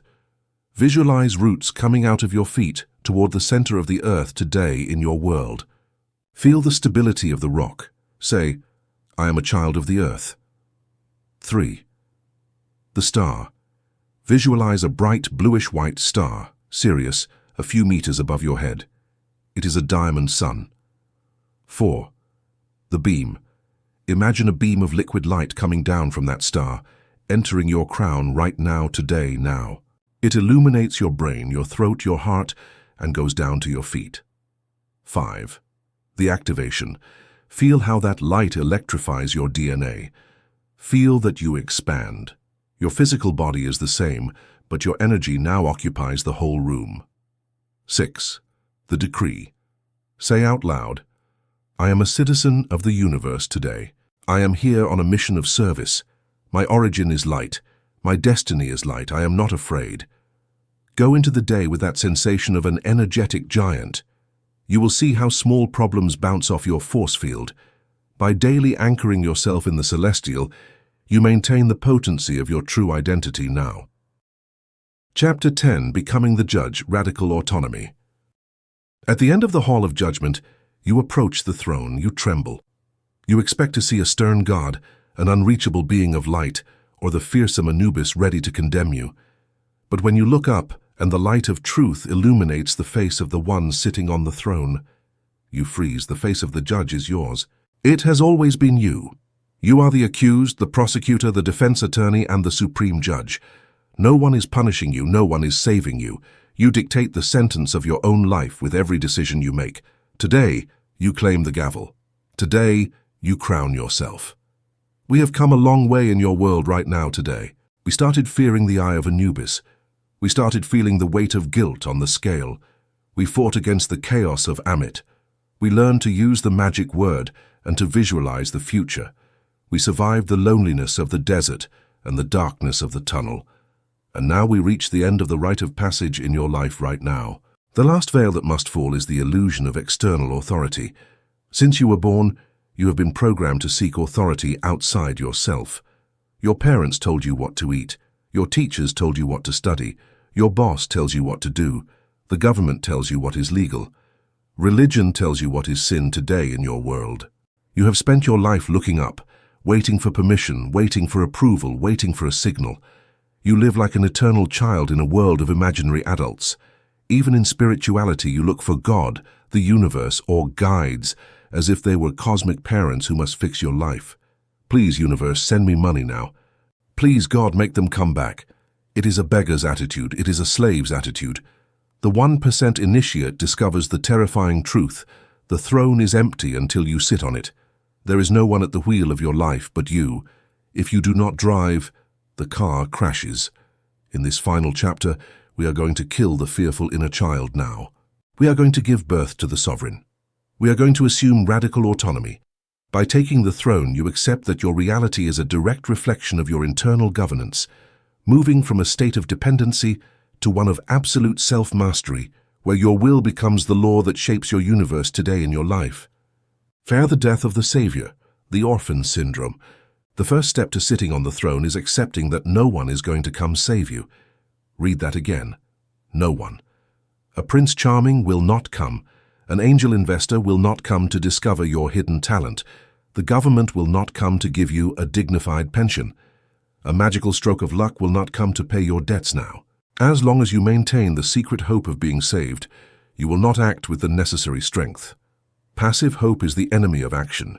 You have to induce a spiritual orphan syndrome in yourself. Imagine you are alone in the forest. Night falls. There are wolves. If you shout, "Mom," they eat you today in your life right now today. If you wait, you freeze. You only survive if you say, "It depends on me. If I am going to eat, I have to hunt. If I am going to get warm, I have to make fire."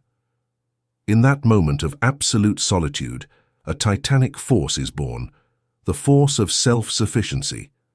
When you kill the fantasy of rescue, you activate the power of creation today now. Stop looking out the window waiting for help. Look in the mirror. You are the cavalry. By standing as your own ultimate protector and provider, you unlock the dormant potential of your spirit, transforming from a victim of circumstance into a sovereign architect of your own destiny in your world today now. Thus, the judge's gavel, extreme responsibility. If you are the judge, it means that everything in your life is your sentence. Your current bank account, it is your sentence. Your physical form, it is your sentence. Your relationships, they are your sentence. The judge, you, has decreed that this is what you deserve, based on the evidence of your past actions and vibration today. This is hard to swallow. The ego screams, "No, it's the economy's fault, it's my ex's fault, it's my genetics' fault." A judge does not accept excuses. A judge looks at evidence. If you are broke, it is because your actions or inactions decreed bankruptcy. If you are alone, it is because your character decreed solitude right now. Radical responsibility is not guilt. Guilt is paralyzing, "I am bad." Responsibility is empowering, "I am the cause." If you are the cause of your disaster, then you are the cause of your salvation. If you got yourself into the hole, you have the power to get yourself out. If it were the government's fault, you'd be screwed now, because you don't control the government. But since it is your responsibility, you have total control. Embrace the blame. Say, "All of this is mine, the good and the bad. I created it." By owning the problem, you own the solution. By seizing the gavel, you reclaim the power to rewrite your story from this moment forward today. 3. Defining your own ma'at, the code. Until now, we have spoken of ma'at as a universal law. But at the level of mastery, you have to codify your own personal constitution. A country has laws. If someone breaks them, there are consequences. You are a country. You are a sovereign territory. What are your laws? Most people have no laws today in your world right now today. They are open borders. Anyone enters, throws trash and leaves. They tolerate disrespect, they tolerate low wages, they tolerate mistreatment. Why? Because they do not have an internal penal code. You must draft your law. Article 1. I do not allow anyone to shout at me. If it happens, I leave. Today, in your life now. Article 2. I do not work for less than X money. If they don't pay, I don't work. Article 3.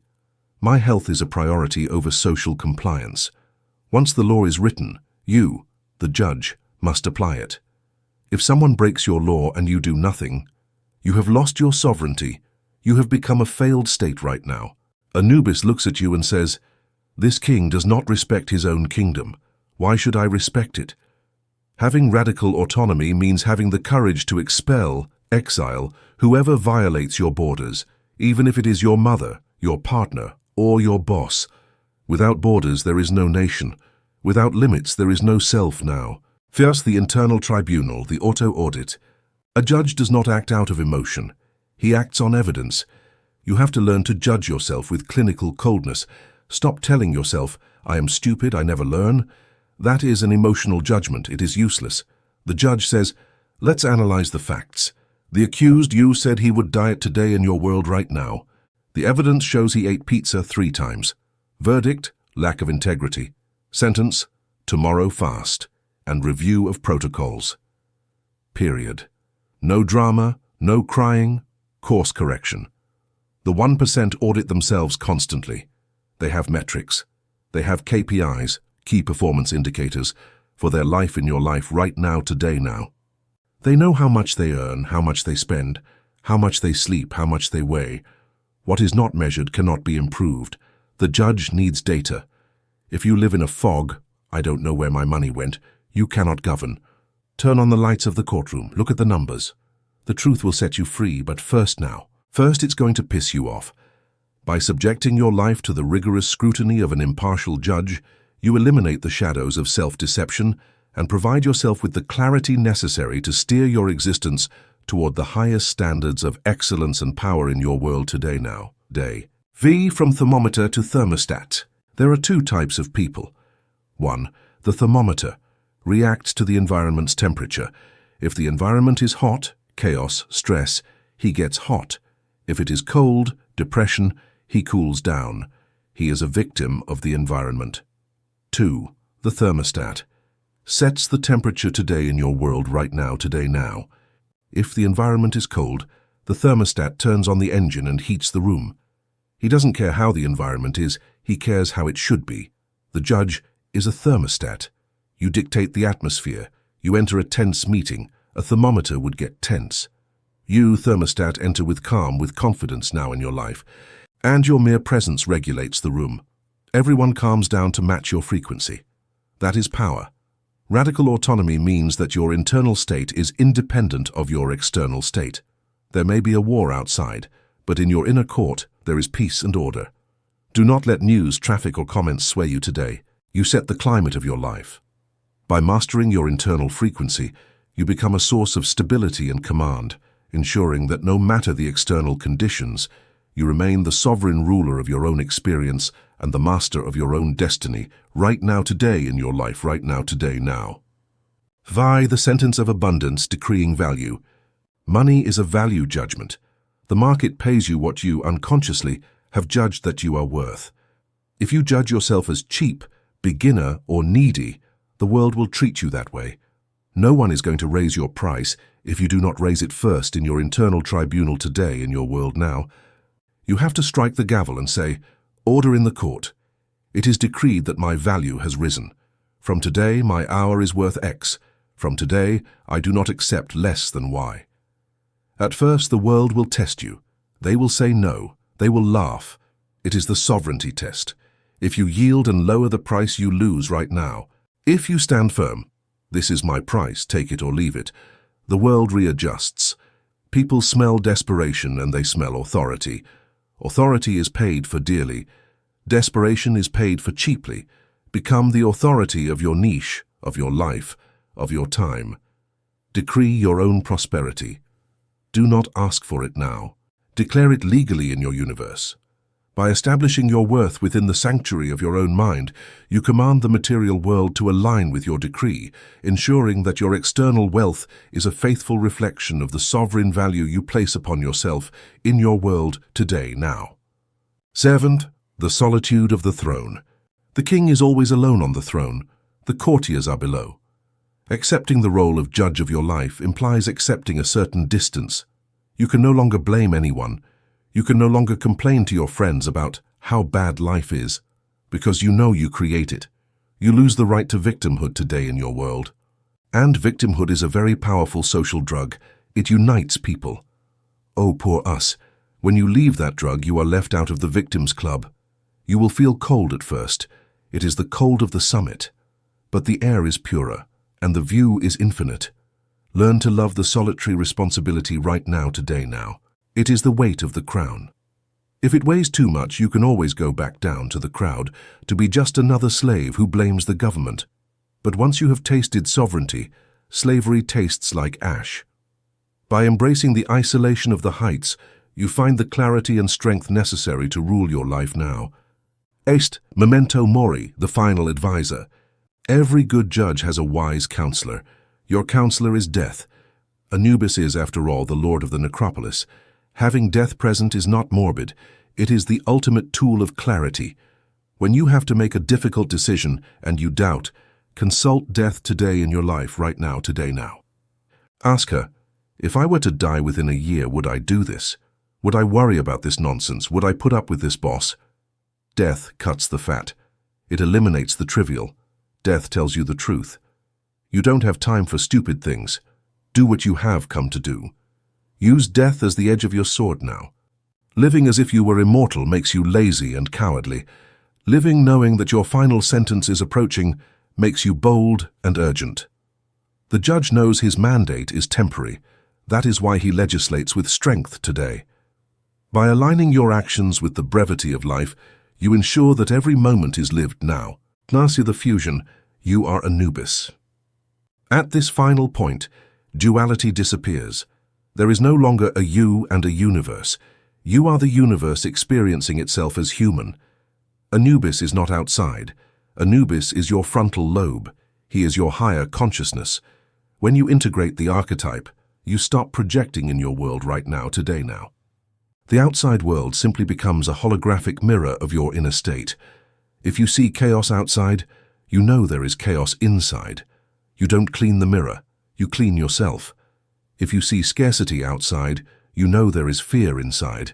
You correct inside. This is the supreme mastery in your world now.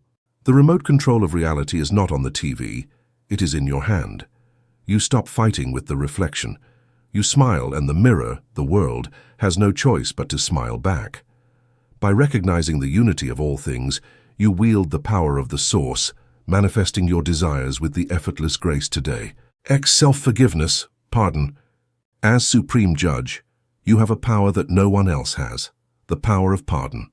You have made mistakes. You have wasted time. You have failed. Your internal prosecutor, guilt, wants to condemn you to a life sentence of remorse. But you are the judge. You can look at the accused, your past self, today now. You can look at him and say, the session is adjourned. The accused acted from ignorance and fear. He has already learned his lesson. The penalty has been served with the suffering experienced. The presidential pardon is granted. He is free of guilt. The case is closed. Bang, gavel, forgive yourself in your world now. Full. Not because you are perfect, but because you need to be free to build the future. You cannot build an empire from the cell of guilt. Pardon yourself today. Get out of prison. You have work to do. By releasing the weight of your past, you clear the way for your future greatness to manifest without the drag of regret today. To practice the coronation ritual. This is the final exercise of the book. Do it physically. You need a mirror and privacy. 1. The encounter. Stand in front of the mirror. Look yourself in the eyes. Hold the gaze until you feel you are seeing a stranger or something deeper. 2. The truth. Say out loud, I've been waiting for help. It's me. Now. 3. The assumption. Straighten up. Put your shoulders back. Lift your chin. Adopt the posture of a pharaoh. 4. The decree. Say with a voice of command, Hika, I assume the throne. I am the cause. I am the judge. I accept total responsibility for my life, past, present, and future. My word is law. My will is destiny. 5. The ceiling. Imagine Anubis places a heavy crown of gold and light on your head. Feel the weight. It is responsibility. Accept it. From this moment, when you leave the room, you do not walk. You process. The world is your court. Govern with wisdom. By crowning yourself, you finalize your journey into the 1% today now. Conclusion. The final weighing. The audio is about to end. My voice will fade out. The background music will stop. And in a few seconds you will be left alone with the silence of your reality. That silence is the sound of the scale waiting. Many people believe that the Last Judgment is an apocalyptic event that will occur at the end of time, with trumpets and angels. They are wrong.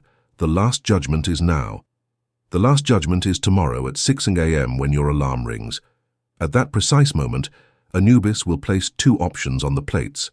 On one, the feather, getting up, fulfilling your mission, respecting your word. On the other, the lead, postponing, sleeping more, betraying yourself. If you choose the lead, gravity will crush you for one more day. If you choose the feather, you will ascend one more step toward your throne. There are no neutral decisions. There are no dead times. Every bite you eat gives you energy or takes it away. Every word you say builds your empire or destroys it. Every dollar you spend is an investment or a loss. You live in a state of permanent audit. The algorithm of the universe does not blink. Now you have the knowledge. You know that privacy is an illusion and that everything is recorded.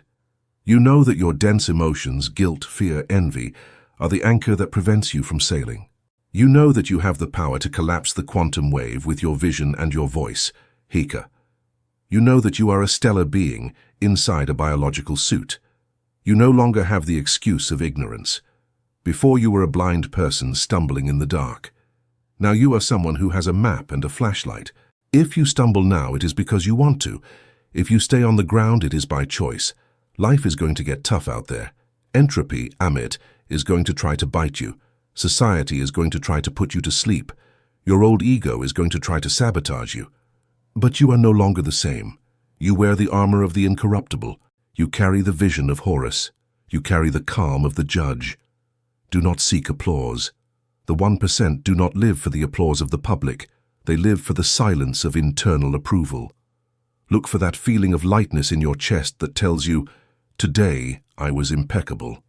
Today I was real. That is the only reward that matters. The temple has closed its doors. The initiation has ended. Now the war in the real world begins. Go out there. Walk with the dignity of a king and the humility of an apprentice. Make every act count. Make your word law. And when the final moment arrives, when you have to let go of this body and look back, make sure you leave nothing pending. Make sure you die empty of potential and full of glory. By finalizing this journey, you step into the light of absolute accountability, forging a legacy that resonates through the halls of eternity as a testament to the sovereign power of a heart weighed against the truth of Ma'at today.